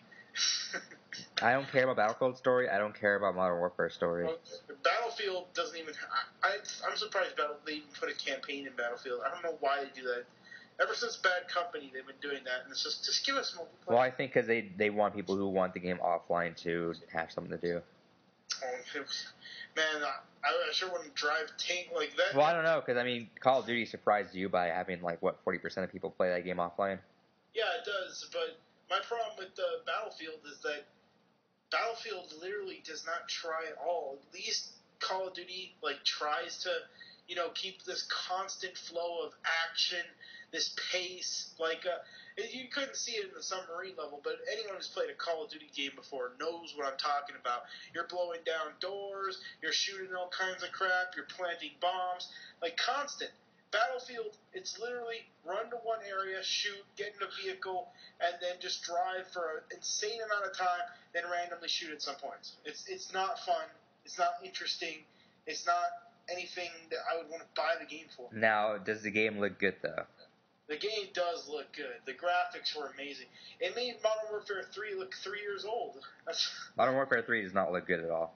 It looks better than Black Ops, but it's just not. Yeah, no, but I guarantee you, when you look at that up close, it's not going to look any better than Black Ops. If you put Black Ops in it side by side, it does look a lot better. But the thing is that if you put Battlefield, even Bad Company 2 next to Modern Warfare 3, Bad Company 2 still looks better. But EA does pride themselves on a lot on graphics, and that's why Crytek has been working so hard on the Cry engine there, and they also have the Frostbite engine, which DICE developed, which is really beautiful, and this is the second version of it made for next-gen consoles. Oh, by the way, Overstrike was at EA. Overstrike is an EA game? Yeah. No, okay. Yeah, I was wondering, because if that was an Ubisoft game, what the fuck? No, okay. So Battlefield 3, we're excited for it, but it wasn't a good demo. So Overstrike, what the hell did Ubisoft have? They had fucking Far Cry 3 and Rayman. Yeah, pretty much. I'll look at a summary right in a second, but let's go up to my favorite game of the EA showing, Need for Speed: The Run. Oh, you mean it wasn't? It was quite literally The Run. No, I don't understand the fascination. It seems like EA does not learn from themselves. Putting out a speed game yearly was the problem. No, it's not even that. I could be excited for this because I still want to get Hot Pursuit. But what was with the QuickTime events? I don't know, but did you Did you even see the demo? Yeah, you said you wanted to get Hot Pursuit 2, right? Hot Pursuit, right? Yeah. Did you even know that Shift Unleashed 2 came out? Yeah. But they're different games, though. Yeah, but that's the thing. No one knew. No one I even knew about this game.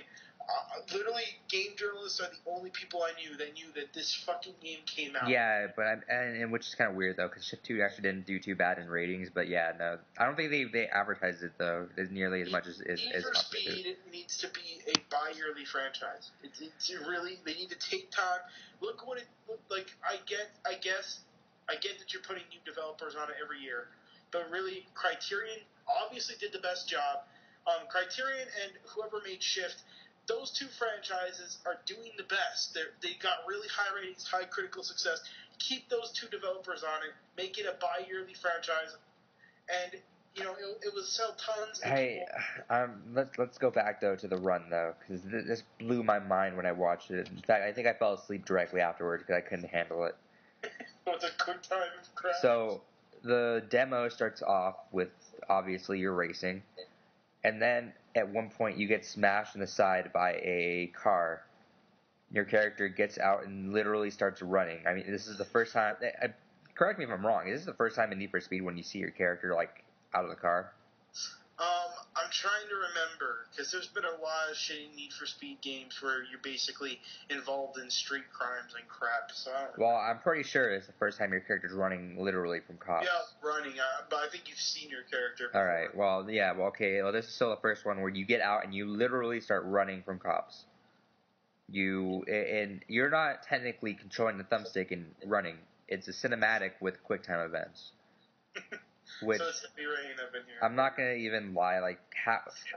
I believe over half the trailer was QuickTime events.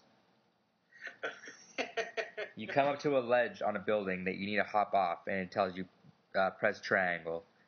You come up to another building, press triangle. You need to jump down, press triangle. And then you get back in your car and you start racing again. Then the cops, because the cops are really smart, they shoot a tanker to stop a guy. So they shoot a tanker and your car gets flipped and you wake up and you need to get out because you hear a train coming at you. So mash triangle. then it's probably just the single player. I'm sure the multiplayer is still intact. It's so ridiculous. Like, quick time events in a racing game is already ridiculous, but the fact that you're out of your car in Need for Speed. Yo, Need for Speed, we need to be more like Grand Theft Auto. There you go. I don't even know. It's a lot better than what Driver San Francisco is, where you possess other fucking drivers as a ghost. So, it's like, I don't know. I'd rather have, you running than possessing people as ghosts and as a driver. Yeah, no, it's still so ridiculous, because Need for Speed the Run is literally what it says. Alright, so, SSX. Ooh, SSX. I'm sorry, but this is the first SSX that I'm completely unfucking interested in. Is it still the same as what they showed when it was Deadly Descent? Yeah, pretty much. Well, I don't know. That's actually the only SSX I've been interested in. I want the cartoon fucking characters. See, I never got interested in that. No. That's what made the series though. It was so cool. Like, if yelling radical fucking 80s phrases and shit. Yeah, see, I don't know. I never was interested in that, so this change will actually probably make you buy the game. They took out the Deadly Descent subtitle though, which is stupid because they didn't want to scare off their casual audiences, but this looks like a more game trended towards hardcore people. But this is like the way I say this is what's Jet Set Radio, right? Yeah, that's if they made that like hardcore, but I mean like. Yeah, it would be the equivalent of you running around as a guy just spray painting a wall. Like, okay. Yeah, but I don't know because I think SSX's environments in this game kind of make it suit it. Like it looks like it suits it pretty well. I really maybe if they hadn't called it SSX for you, that you'd be interested in. Yeah, maybe I'd be interested in it. But I mean personally, I'll probably try out the game because it looks really cool to me. As long as it kills Shaun White snowboarding, so I don't have to see that anymore. I liked it when Shaun White snowboarding was like it was out for the first time and everyone liked it, and then like suddenly 30 of them got shit out and we didn't hear about it ever again. Well, then they switched to Shaun White's skateboarding. God damn it! And then I remember my favorite part about those games is that the exclusive for Target is literally a giant mountain with Target logos all over it. Yeah, whatever. Target. So Star Wars Old Republic was shown. I could not care less. Like there's a group for that, but I'm not in it. It's the MMO, right? That's what we're talking about. Yeah. Yeah. What about Sims the Social? Yeah, the social sim. So So you want to explain this? Alright. This is the shittiest thing I've ever seen. It is The Sims on Facebook, but the way they advertised it was so shitty. This lonely, depressed girl finally realized that this guy is single, so they went and flirted and had sex on The Sims Social, and she's acting like she did it in real life. And this girl asked her, "Oh, how can I get a man like that?" "Well, you should go create him on The Sims Social." It was the shittiest, the most... You want to explain what kind of game it is, though? It's just basically a sim. It's like this. It's just like any other sim game, but through Facebook. So, I mean, is it kind of like an MMORPG kind of thing, except you're just interacting with people?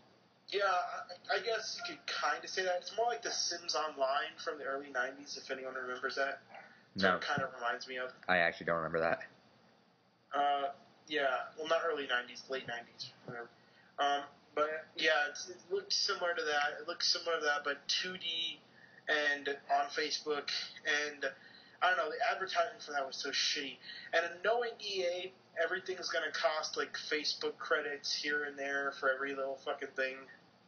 I already predict this is going to be a total mess. Probably. If it was just kind of like a game where you can interact with people, that'd be kind of neat on a console. But Facebook, Well, I think Facebook... I don't think that's the problem. I really think that the problem is that EA is going to microcharge the shit out of everything, and the way they advertise it is so bad, because it's nothing like the way they advertise it, I bet you. It has nothing to do with getting relationships. It's such bad, poor quality 1990 advertising going on there. I don't know what they were thinking. Well, you know what I was surprised? Huh? No Spore, no Dante's Inferno 2. Sure, there was one more that we had to talk about. Was Kingdoms of Amalur? The Reckoning? Yeah, I saw that. The Reckoning game. I don't know. Like, they were so vague on it, and they showed, like, a trailer that told me nothing. Like, yeah, all they said was, yo, this has over 100 hours of gameplay. Yeah, and they also said, oh, it's made by these people that I never heard of. Yeah, so I don't know. We didn't know nothing about it, but that was shown.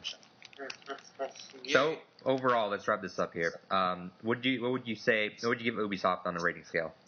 I would give Ubisoft a D, because a lot of their announcements, like, the fact that I messed up and I forgot what they announced and actually confused it with EA shows how bad. Here, let me actually, before we wrap it up, talk about, what would you give Ubisoft, or EA? Let me go look at Ubisoft and see if we missed anything. Well, Ubisoft, I mean, EA, I'd give a C. I mean, they brought their stuff, they showed their stuff, but literally, their presences at the Sony and Microsoft and Nintendo conference were a lot stronger than they were at their own conference. It just seems like every year... Because they were even on stage for Nintendo. Yeah, that's what I said. Every year for EA, it seems that their conference is getting less and less important. I think that they should just kind of fill in all the gaps at Microsoft, Sony, and Nintendo. All right. Kind of what Activision does. All right, so we missed Brother in Arms. Oh, God. That shitty thing. Oh, my God. How did I forget about that? They said it brings the stylized character designs of Team Fortress 2. Yeah, but it's in World War II, first off. They're beating... So it's basically like a really quirky World War II then? Yeah, it's a really quirky World War II game, and literally the trailer, it looks like something. It looks like it's Inglourious Bastards. Imagine Looney Tunes and Inglourious Bastards had a baby.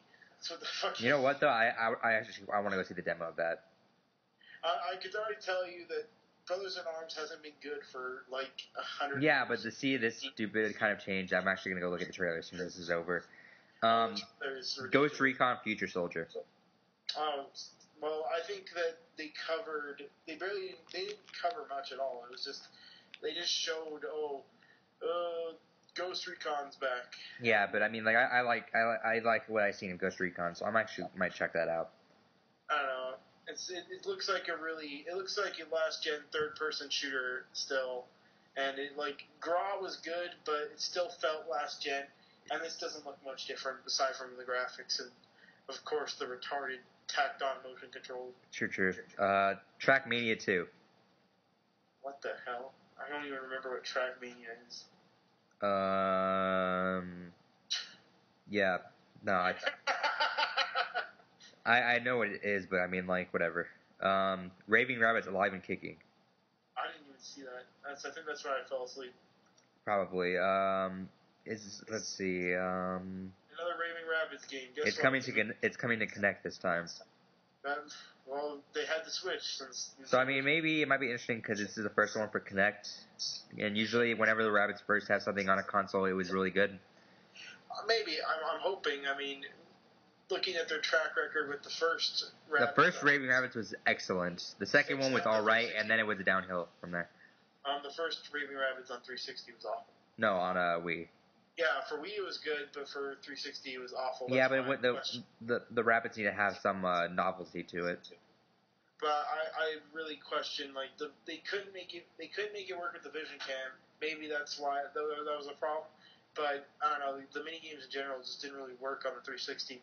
So I don't know if they're gonna tailor it to Connect. Yeah, it's tailored to Connect. I certainly hope so. I don't know. All right, let's talk about my most anticipated game of the year. The game that it looks like a follow-up to my favorite game last year, Rocksmith. God damn it! I forgot this was being made. Late to the party much is all I got to say. Like, music games are done right now. At least rhythm games and band games like that. Dance Central is still coming out. I thought Ubisoft knew this. I mean, they had Just Dance, they had Michael Jackson, The Experience. Both of those titles did amazingly well. Do they really think this is the time to put out a guitar game? Like, Guitar Hero's done, Rock Band even though Rock Band 3 was probably the best of the bunch, it flopped horrendously. Didn't even sell 1 million, did it? It sold like 1.2 million off all platforms. Combined. Yeah, combined. And I think the Wii was actually the least selling.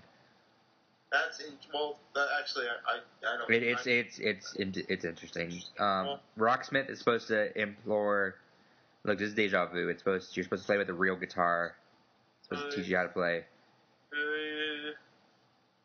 Man, it's gonna teach me how to play. Color corded strings, notes, and chords moving down the familiar highway.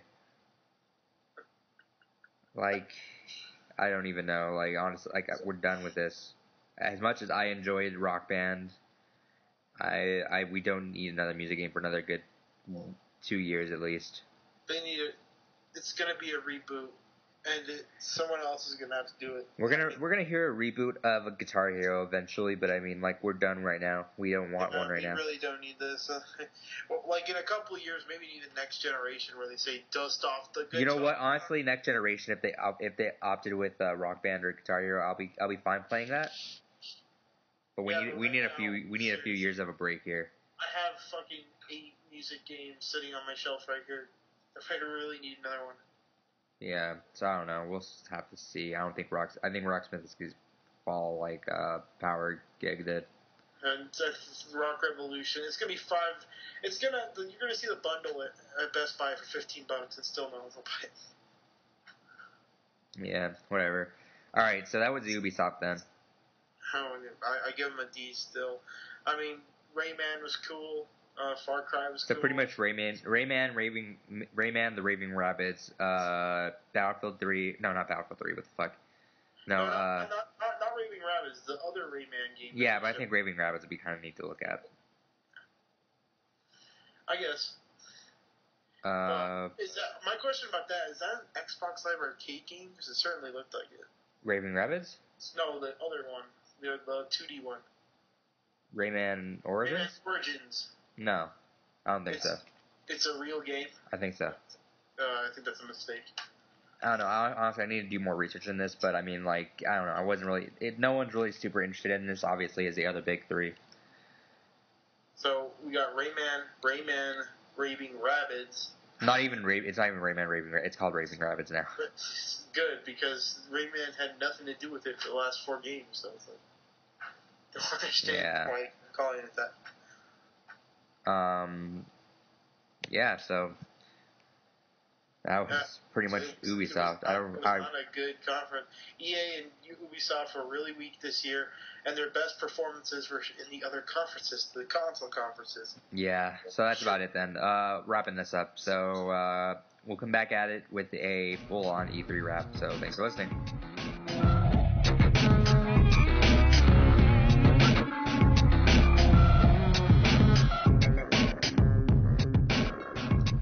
Alright guys, so this is the E3 wrap-up for the conferences, since E3 is still going on, but we're getting first impressions out here, and we'll have everything else on the podcast this weekend.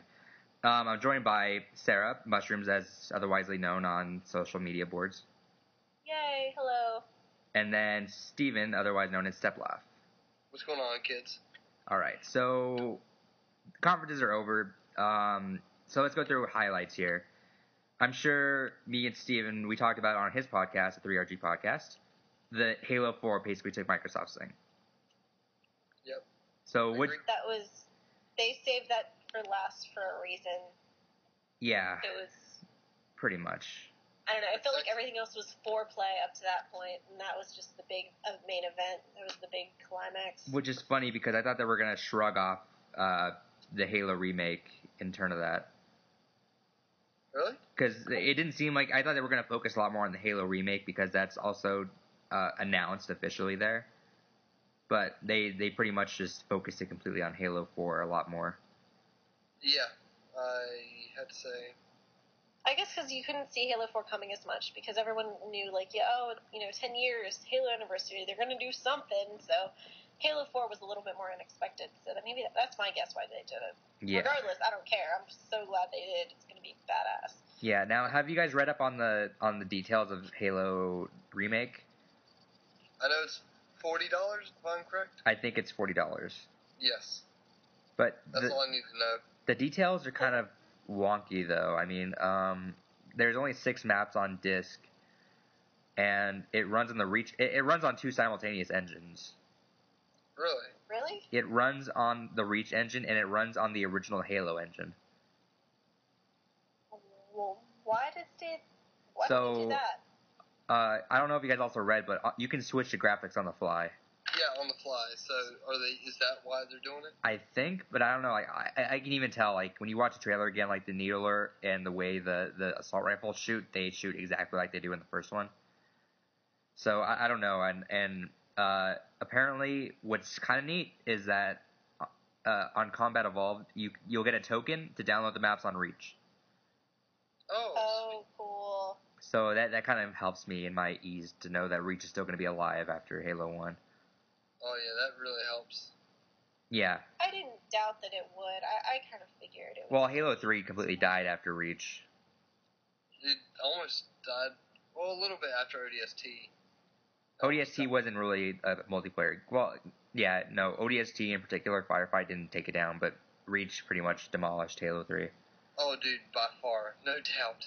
Yeah, so I mean, it'll be cool that we'll get those maps on Reach, but I mean, it's kind of interesting to see where this game's gonna go, but I don't know, we'll see. I'm getting it first day. Yeah, so am I. But Halo 4 was still pretty much demolished Halo Combat Evolved. Yes. The trailer was really cool, but I discussed that before. So I mean, if you want to see the trailer, go on YouTube. It's really neat.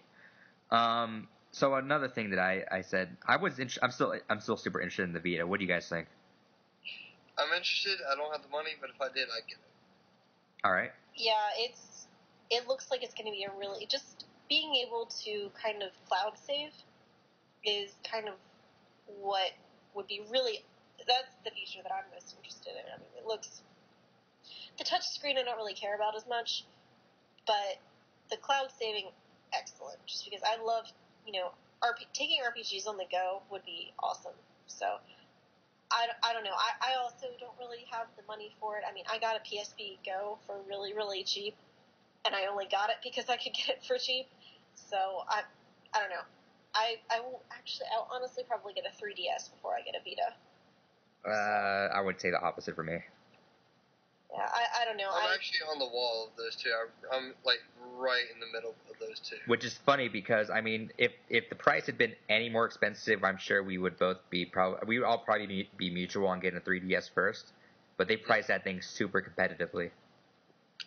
Yeah, and they needed to. They had to. They did. They did it. They made a really good move there. That was a very good idea on Sony's part. So Yeah. Yeah, and I don't know, if you look at the tech on both things and see how big of a difference it looks, I mean, I'm not really into the 3D on 3DS, so I don't know. It's fun. I enjoy it. It's neat, but I probably wouldn't use it that much, especially because the battery life blows on 3DS right now. You've gotten to play one, right? No. Oh, well, yeah, you gotta play one, you'll see. Oh, no, I'm sure I'll think it's cool, but I mean, like, I don't care for 3D that much. I mean, like, a lot of the movies I watch, if I ever go to the theater, I don't watch in 3D. And I know the biggest con of the 3DS right now is the battery life. So yeah, that's very true. So I don't know. I might just wait for I might not even just get 3DS right now. I'll just get the next iteration of it. But the Vita looks pretty good right now. And it's safe to say, let's segue this. It's safe to say the Vita is a good name compared to the Wii U. Yeah, Vita wins. Definitely wins. So when they announced the name, I was pretty confident thinking that we're going to just name it Nintendo, because that's where a lot of rumors have been going. I thought that would be a brilliant move. No. And then it had to be something else. I was just thinking, you know what, it's going to be Nintendo. And then when they were leading up to it, they were saying, and we knew that U would be a primary component in the name. And I'm just staring at the word Nintendo thinking, where is there U in this name? Oh. And then I look up on the screen and I see Wii U. And I did the biggest face fall of my life. Yeah, it was painful, and it was funny when we were watching it. We were all like in a chat together, and Steven just started going Wii U, Wii U, Wii U. Yeah. Something. Yeah, it's. Siren. Yeah. It's the worst move for. I talked about this in the wrap up, but I'll bring it up again with you guys. It's the worst move, I think, because one, you want the core audience here, but none of the core audience wants to be associated with the name Wii. And 2 is that consumers are going to not know the difference between a Wii and Wii U. I mean, you got PlayStation and PlayStation 2. Yeah, but I mean, you know that even Nintendo 3DS, it's Nintendo 3DS. When you're looking at the PlayStation 2, you're thinking, all right, it's the second one. But the Wii U, it doesn't really scream like. It sounds like 2, so people can. I think that's where they got lucky, where it almost sounds like 2. Yeah, but I still think the name is gonna. It still doesn't have a 2 next to it, so I mean, you don't know if it's like. You really don't know what to do with that. It's like I guarantee you. Plus, it's like it says it, but. I guarantee you, then if I still worked at a game store, I bet you people would be coming up, like moms at Christmas will be like, can we get the Wii 2? Like, they will get confused, and they will call it the Wii 2. People are probably going to call it the Wii 2 anyway. I don't know. I'm really hoping Nintendo comes around and changes that name. There's enough time to do it, but I really hope they do. I highly doubt it. But one thing I wanted to ask you guys, because I brought this up after we were done recording my Nintendo thing, what do you guys think the price of the controller is going to be? That's a good question. I'm curious about the price. I'm curious about the weight of it. I'm curious about the battery life. With that controller. Because it does everything. Like, I don't know, man. If that thing breaks, you're screwed. Like, if you accidentally step on it, you're screwed. There's a few things I want to point out about it. Was that, one, we're not using analog sticks in here, which I think is a big deal. Yeah. 2 is that it doesn't have the same amount of buttons as a 360 controller does, which is a bad idea because a lot of developers were known to get off the GameCube because it didn't have that extra bumper. Yeah. And I did not like the placement of the right circle pad because it just looked really uncomfortable. I agree. Now, how many buttons less? Does it just not have a start and back? It doesn't have bumpers on it. Yeah, I don't believe it has. It does have bumpers. It has bumpers? Yeah, it has bumpers. Okay, I just seen triggers. Yeah, I'm pretty sure it has every button imaginable. He called it shoulders, I think. Okay, so there's shoulders. Okay, I didn't know about that. And are there buttons beneath the circle pad? Because I think the circle pads are above. No, because I mean, you know how you can click in the thumbsticks. Yeah. Yeah, I don't know if you can click in the circle pads. Oh, I see what you mean. Oh, click down. Yeah, like the left thumbstick you can click and it'll be a button to crouch in FPS games or whatever. Oh, I doubt it. So that might be something. That's that's something like where you run and crouch and do stuff like that, which has become a lot. Nobody really ever used it back in the day. It's only lately, like this, later on this generation, I really think people started using it. That's true, but I don't know. It's still something to me. Definitely necessary, very necessary. Yeah, it's gonna look weird though, because I mean, when you got 360 PS3 controller, you can play that like lounging around, just sitting around. But it seems like it's gonna be a chore to hold this tablet in your hands at all times. And it's going to be. It's really here. I'm about to send you a picture real quick. All right. Here, this gives you a picture of what we're looking at. It might help us out a little bit. All right. It's neat that we got the tablet going on here, though. I mean, it's kind of neat. It's pretty neat that there's a controlling tablet. I mean, you gotta admit, that's pretty cool. Like, I mean, it'll make games like Pikmin so much better. Make RTS. Which got confirmed. Yeah, Pikmin got confirmed at the round table. So I really think it was really neat. Huh. We were talking about this on the Nintendo podcast earlier today. Is that RTS strategies will be great. Like, real-time strategy is going to be great with this console. Like, this is where RTSs are going to shine. Like, they're great on iPads, but this right here... Because, I mean, yeah, iPad suffers from not having a controller, but, I mean, like, this basically just puts all in one here. Yeah. And plus you I'm still just afraid. I have small hands, and, I mean, I don't know how... Oh, shut up. How are kids going to handle it? Like, kids with small hands, like, I don't know. I'm just really concerned about the actual functionality of it. Like, it's a cool idea, but I see it more as an accessory than an actual new console. It's funny because I believe this Nintendo conference left us with more questions rather than it should have with answers. Exactly. I'm just confused at this point. But, I mean, this was a highlight and non-highlight. I think that they should have showed off a little bit more rather than spend an extra couple minutes on Zelda. No, they should have showed off a little bit more instead of talking about pirate arrows and stupid stuff like that no one cares about. Yeah, they use the tablet in so much gimmicky ways at times. Like the golfing, the throwing ninja stars. That they could have went around that. Yeah, that okay, do you remember when the Project Natal was first announced, that video? Did you think it was really gimmicky then? Like, I mean, it was a little gimmicky, but it had some really, really, really cool things. Like, I was blown out of my chair when I first saw that. I mean, we're still missing some of that stuff. I mean, like, they showed a kid on a skateboard on the Kinect showing. That is true. That's what I'm saying, half the stuff we wanted to. Like, with the golf club, nobody's ever going to put that in. Yeah. It's kind of neat that you get to use your Wii controllers, though. I mean, still, but that's why they kept the Wii name. It's because of the controllers. Yeah, but have you guys seen the design for the console? It looks really. It looks so like. It looks so similar to the Wii. It's mind blowing. It looks so similar to a tiny little 360. Yeah. It's really weird. I don't know. So it's a good and bad. It's really weird that this is like the first console we've ever talked about the controller more than the actual console look. Like, the console look was last. Because they're doing a flip on us. So when Nintendo showed the Revolution at the time, they showed just the console, not the controller. But now they're showing the controller first before the console. It's really funny, actually. Yeah. It's different. I think they don't want to blindsight us anymore. So Mass Effect 3, what do we think? Yes. All right. It's I'm getting day one limited edition. I'm going to play my other playthroughs 2 more times each.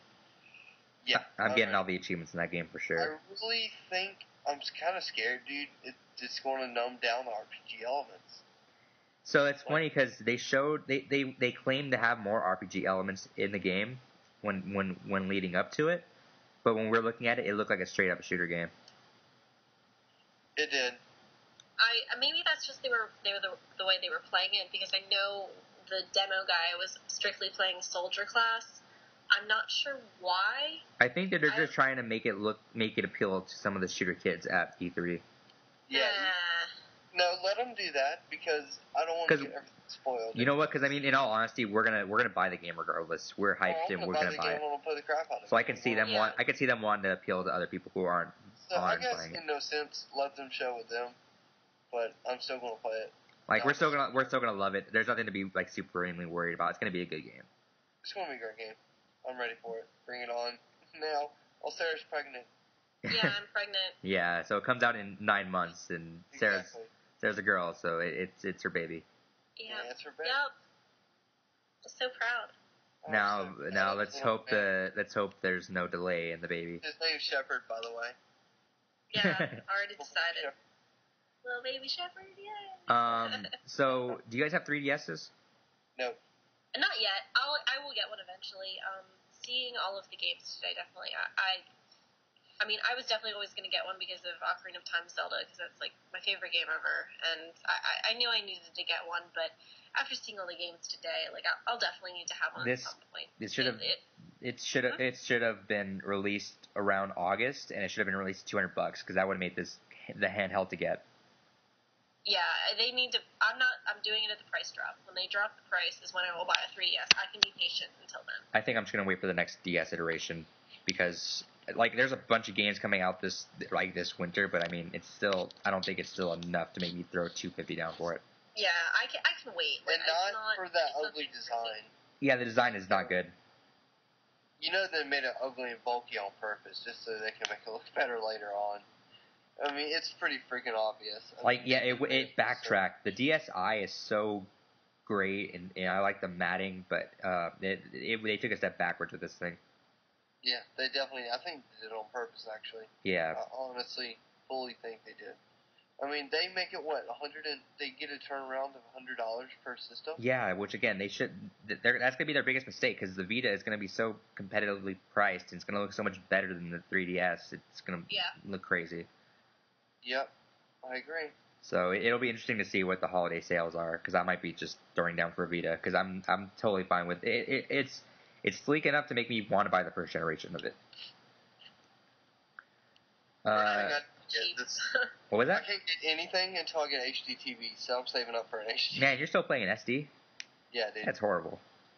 It's not bad. I just need like a good 32 or like a 25 inch or 26 inch or something like that. Screen TV for me and my little games, so I can actually read the text of Mass Effect 3. There might be some good TV. You just keep looking online. I know I find like some HD TVs for like $200 that are really good. They're just snatched. Whenever you find them. Yeah, they're just snatched like immediately. That's the problem. All right. And then, is anyone interested in Battlefield 3? Because I was pretty interested in that. Yeah. Yeah, it looked amazing. If I'm not into gear still, by that time, I'll probably get Battlefield. See, but you guys are both buying Modern Warfare 3, huh? Yeah, I will eventually. I will see. My brother always buys them. Oh, okay. And I usually just borrow them, play the campaign, and that's usually it for me. I don't really care. I don't like the multiplayer on Modern Warfare games. Yeah. I just play the campaigns, because campaigns are usually pretty fun. So. I've never bought a Modern Warfare day one. Like, I've always waited like 3 weeks to go to a friend's house to see if I like it. If I like it and I can't get enough of it, then I'll go buy it. But I did the same things with the Treyarch games, and I went home, or I went to a friend's house, and I'm like, hey, let's just play Halo instead. I got pretty freaking bored. So the other one, the Modern Warfare, I played it, and I'm like, oh my gosh, I gotta get these. Yeah. So I got them like about third week or so. See, it's gonna be the only thing that's it's because I never buy Call of Duty. I haven't bought a Call of Duty. I haven't played a Call of Duty on my Xbox. I don't care for it. But I mean, like, usually it turns into like 4 weeks of every one of my friends was playing Modern Warfare, and I'm stuck playing whatever else.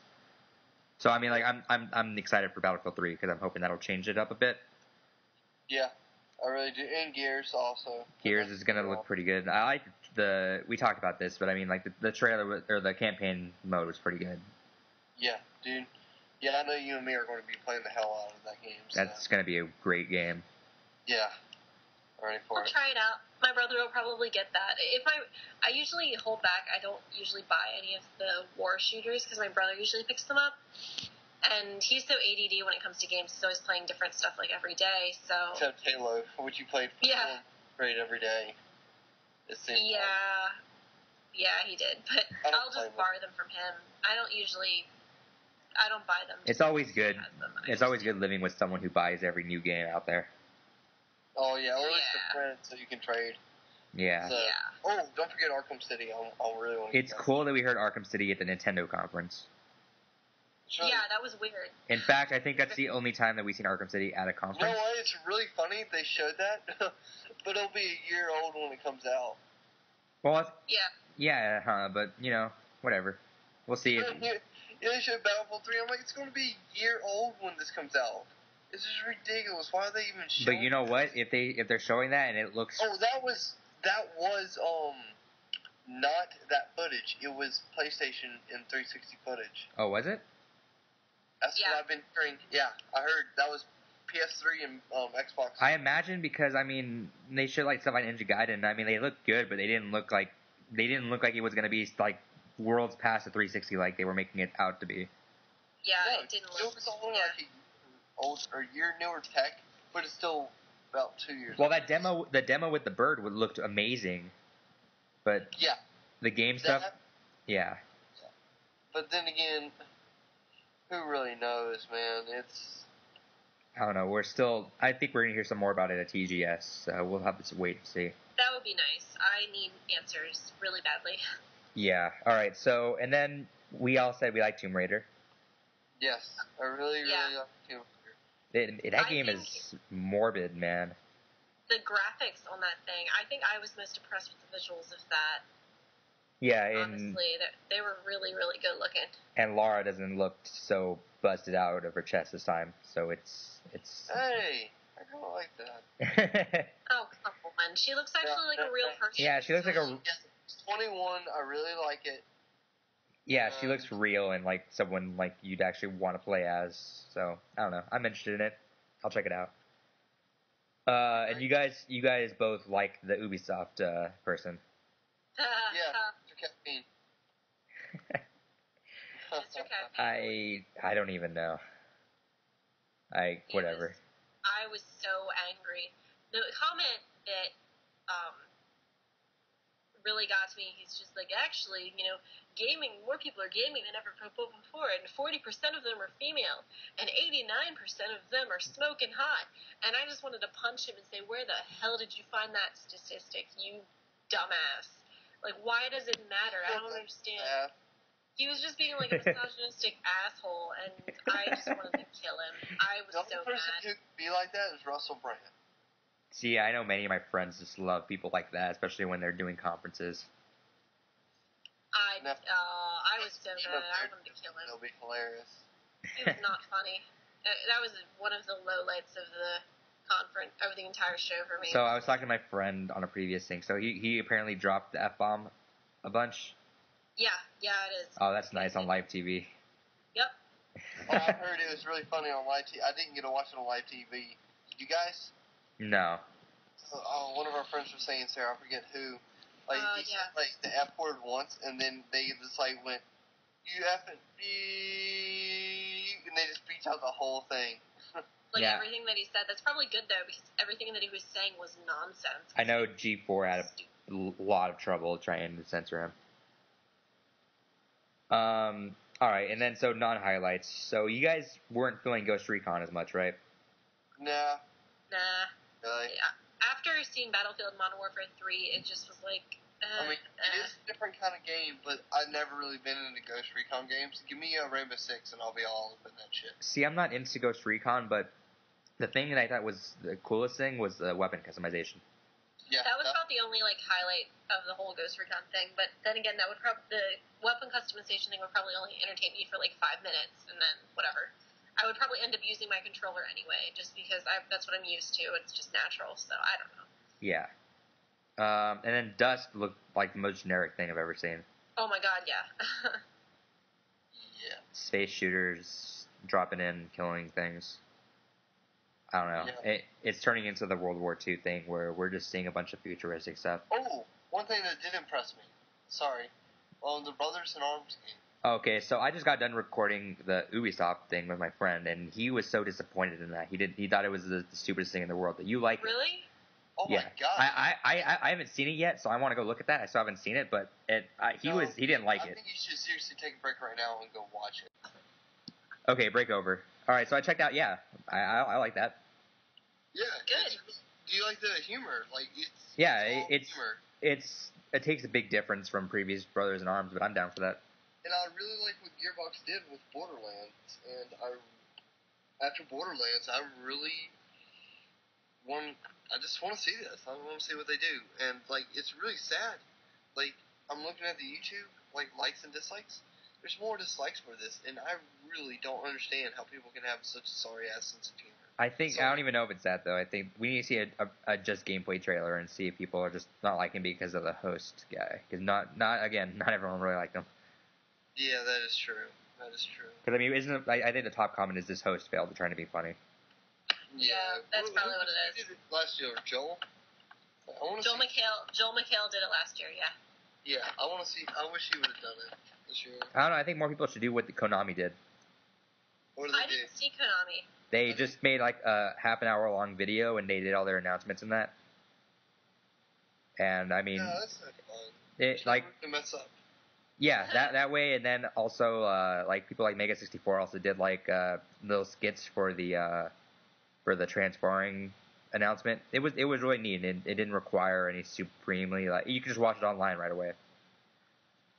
So hopefully more people take up that because I mean, in all honesty, no one cares about anything besides the big three and maybe EA. Yeah, true. So all right, so we talked about Brothers in Arms there. So I wasn't really feeling all the Kinect stuff because I don't have a Kinect, and I mean a lot of the stuff didn't make me want to Kinect more because I don't care for integration or Disneyland or stuff like that. Yeah, I don't think anybody cares for that, but I don't know. I'm really looking forward to these this winter. I think people. Central too. Yes. Yeah. I think people. It depends people view the Microsoft panel differently. If you do have a Kinect, you see it differently. If you don't, then you're like, eh. But if you do have a Kinect, it's something to be excited about, just because they're doing more with it. And, after it got announced, it came out relatively soon after it got announced. I didn't think it was going to be around for a while, but, you can see they're starting to build on it. And I really think Microsoft eventually is going to own, like, the casual motion control market. Like, they're going to own, like, the people wanting to have, like, fun at parties and kids and stuff. I think they're I don't know. That's just how I feel. Even my mother loves to use it. She thinks it's such cool technology. She has Wii Fitness. Not Wii Fitness, yeah. Wii Fit. Yeah. She has, what is it? Your Fitness Evolved by Ubisoft, and they showed the second one. I want to show her that. She'll more than likely get that game.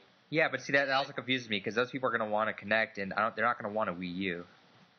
Yeah, I don't know, man. My brain hurts from all this E3. It's crazy. Yeah, so I mean, I don't know. Some of the Kinect stuff was cool. I mean, the Mass Effect kind of voice commands was neat. That's Dance Central 2 is basically going to fix everything from the first one. Kinect Fun Labs was neat. We didn't need more of that, though. All right, so, and then at the Sony conference, or I'll leave that for last. So at the Nintendo conference, we didn't hear anything about any more Wii games besides Skyward Sword. That was lame. That was so lame. I don't see how they're going to coast on that, though. I don't think they can. I mean, Zelda's powerful, but it's not that powerful. Like, at least last year we heard Kirby and Donkey Kong for the first time also. And we had them out that winter, but I mean, are they going to really think Skyward Sword is going to carry them until, like, next year, 2012? I don't know. I mean, I think there might be, within the next few days, they might be announcing stuff. I mean, they announced, they talked about, I think Mario Party was talked about and Kirby was talked about recently at other things. So, I mean, maybe within the next few days, Nintendo will let slip some more titles or something. But, I mean, I think they took most of their time with Wii U because I feel like they needed to do it to explain it, but they did a bad job. So, I don't know. They probably should have. Yeah, they should have definitely talked more about the Wii. Because, I mean, this is pretty much like the last conference we're going to hear about the Wii. Yeah. All right. And then last, Sony, which, I don't know, their PS3, their console side of everything just flopped, I think. We didn't hear about much at all. I mean, we got Sly 4, which we heard about before. Yeah, nothing really new. They didn't even talk. I wish they would have talked more about, like, the Metal Gear Solid, like, stuff and all that, but. And then we also didn't hear about the agent at all. No. What did you think about the apology? They handled it well. They handled it well. I mean, as good as you could have, really. Yeah, they made, like, one joke for all the media people, and then they really said legitimately, we're sorry. Yeah, it was good. It was okay. I feel like it dragged on a little bit and got a little boring, and I don't know, the only thing, I mean, Vita was interesting, but... What's actually interesting now that I think about it, usually we see graphs, I mean, they said it, that PlayStation 3 was having its best kind of time right now, but we also didn't see any graphs of comparison, because I think the Xbox is still pretty much dominating right now. Oh, the Xbox is totally dominating. It's really funny, we didn't see any graphs anywhere, which... Is this like the first year they haven't done that? Yeah, like that popped into my mind. I think we're not seeing anything because I think it's become such an even playing field now that no one really wants to show off anything. And plus nobody really cares for graphs. Yeah. If you're really into the market, then you already know what MPDs are saying. And speaking of which, MPDs need to get rid of. They're so, I don't know, crazy now. But that's just me. That's another topic. Yeah. No, I see what you're saying there. But no, like and then they showed they were surprisingly still supporting Move, which I don't even know what to think about that. No. Good job, Jeremy. Good job, Jeremy. Like, Medieval Moves was not interesting. No, not really at all. Not NBA 2K12. Yeah, like it's not interesting. So, I don't know what to think. The idea is cool, but I don't know. No, it's too late. I don't want any more Wii kind of stuff. The Kinect I can see move forward, but the Move is... No, the other stuff, dead. We also didn't hear anything about Sorcery. No, Sorcery does look pretty cool. So I don't know. There's so many. Really cool. Sony left out so many key games. Sorcery's not there. The Agent, which you know what? I don't think that's a PlayStation exclusive anymore. I hope not.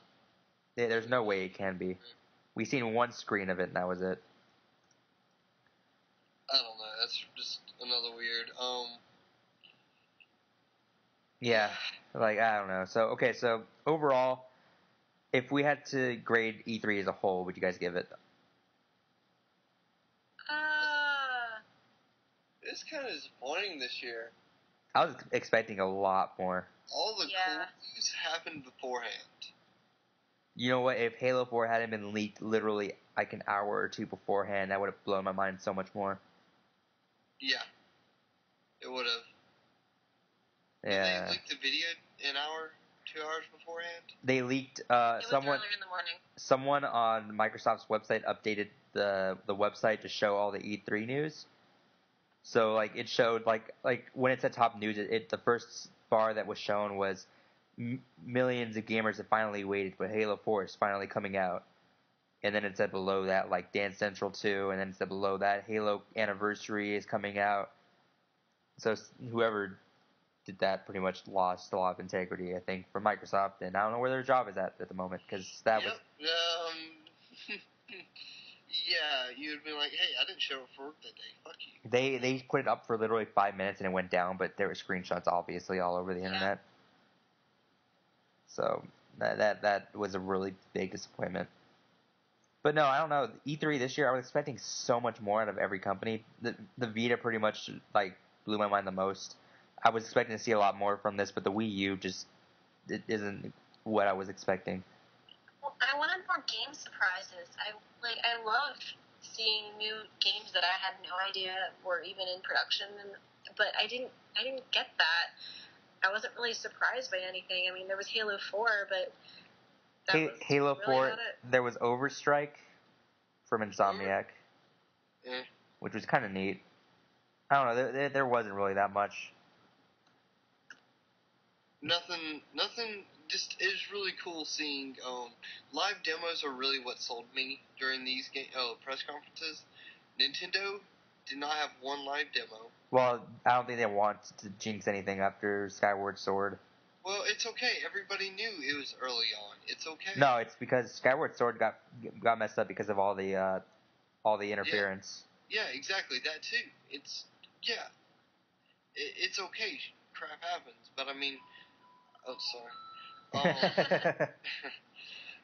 I want to see live demos. That's what really shows the game off more than anything out there is live demos. And I really think Microsoft pulled live demos really well. Like, okay, they first opened up. First thing, Modern Warfare 3, live demo. Second thing, right there. Yeah, please reconnect controller. I mean, that's... They showed Gears of War 3. Yeah, Gears of War 3. Even Tomb Raider. It's like everything they showed were live demos, and that's why I think they won the press conference for me. I enjoyed the live demos. So you would give it to Microsoft then? I would give it to Microsoft because they actually had the balls to show live demos and do stuff like that. Huh. I would give it to EA. You're giving it to EA? I did like the demo of EA's. EA's had some pretty cool live demos. Like the racing, that was really, really cool. See, so I wasn't digging Microsoft that much this year. I mean, there was some cool stuff, but I didn't really care for the Kinect live demos, really. See that, but then I also don't care about Modern Warfare 3. Tomb Raider and Halo 4 pretty much sold me. Mass Effect 3 I'm excited for, but I mean, we're seeing just action stuff, which I mean, it's neat, but that's not what Mass Effect is. Yeah. So I mean, I don't know. Microsoft kind of messed up there. Nintendo, I was excited for it. They didn't really bring it home though, because I don't own a 3DS, so I wasn't that much into it. But I think Sony just kind of blew my mind with the Vita. So I was expecting. Second for me. It's second? Okay. Yeah, no, because I was expecting like a $400 handheld, and I was like, oh, okay, I don't care. But like $250 for that thing, and they showed us Uncharted on there. They showed us like all these cool games. They showed us like a kind of transbarring thing where you can take your game on your PS3, and that just blew my mind. There's so much. There's party chat on my handheld too. That's crazy. That's crazy that there's party chat on the Sony handheld before there is party chat on the Sony actual, home console. That's insane. Yeah. Yeah, really fun. I wasn't expecting to get into the Vita. Like, when I seen it, I shrugged it off, because, like, you know what? I want to hear a price, and then I'll get excited for it. And I heard the price. Go ahead. No, I heard the price, and I'm excited for it now. That's short and simple. Yeah, exactly. Now, when I heard, NGP news, like, right when it first came out, I'm like, the first 2 podcasts I listened to, I'm like, okay, cool. And I listened, like, quite a bit of podcasts, so after that, I'm just like, I'm so tired of listening about the stupid NGP. Like, I don't know. Yeah, like, no, seriously, I did not care. Until, I made it a point. Like, it's neat what we're doing, but I don't care until I hear a price. Exactly. And they showed their game. Yeah, the 3DS is going to be in trouble if there's no price drop or if there's nothing. There has to be a price drop. There has to be a price drop and new colors. I feel like it'd be a kick in the balls for a price drop. Sony left Nintendo in a rough position, because Nintendo consciously went out of the way and wanted to profit on 3DS because they thought it was going to be the biggest thing ever. But no, it wasn't, and now the Vita is coming out, and Nintendo can't price drop that right away because it's going to be a kick in the balls to the early adopters. I'm going to say holidays they're going to give it a price drop. No, later next summer, E3, they're going to have a new version of 3DS. They're going to release it a week after E3 with new colors, and we'll all get it again. See, I'll get it then. I'm not going to get it first. I think even if they price drop it to $50, I think I'm down for the Vita more. Yeah. Plus, we're also getting backwards compatibility if you own stuff on a PlayStation Store. Nope. Are we or no? What? Are we backwards? What? I think we can download stuff that we have on the PlayStation Store. I would hope so. I really, the one thing I want, if they can do this for me, I would love it. I think it's at the point when the Vita's out, I feel like there's no point I think they should just find a way to import your physical copies to your Vita. There has to be. Like, I mean, at that point, there's no disregard to sales, because sales are going to drop so heavily anyway. Exactly. We'll see what happens. Yeah. Either way, I'm excited for that the most. Exactly. All right. So, any final thoughts from you guys? It was fun. I'm tired. Yeah, I'm beat. Yeah. So, I mean, I went to bed for the first time like at 11:30 last night, and I woke up like at 7, so it's full 8 hours. Then after doing a podcast for the Nintendo conference, I passed out for another 7 hours. I'm out of it. Yeah. We just got done recording our own podcast, and you were on the one yesterday. Yeah. We had to rush it, so it wasn't that great. But yeah, we just recorded 2 more almost back to back. Yeah. Oh my gosh. Yeah, pretty much. I think I did more talking than typing this year. Yeah, which is always nice. Yeah, I'd rather do that, but so give you guys some plugs. What do you guys have here? Well, we're pretty much in the same boat, so go ahead, Sarah. Yeah, we're kind of a team for the most part. On Twitter, I am Mushrooms on Twitter, and my IGN and all those mush_rooms. And me and Steven, we have our own podcast that we run. It's 3RG podcast. What does that stand for? Nope, can't tell you. It's a secret. Can't tell you. Oh. Secret. But you can find us on 3rgpodcast.com. All of our episodes are up there. We do interviews, we do spoiler casts, we do regular episodes. We're going to have a ton of E3 stuff to talk about. Adrian was on our episode where we discussed Microsoft and Sony's showings, so definitely check that out. Steven? It should be up soon, because I still got to get it up there, so yeah. And then, pretty much like what she said. And then your Twitter? My Twitter is StepLaugh, like STE. LAUGH. It's pretty much my name, but it's shortened up. So StepLaugh, one word. All right. So if you guys are listening, harass them and ask them what the name of their podcast is. No, they can never find out. They will never find out. It's a giant inside joke. It's a very old, not really old. It's just kind of funny. It's a giant inside joke. Yeah, we'll give you that much. It's from a movie. All right, so thanks guys for listening. Yeah. So, Wii U.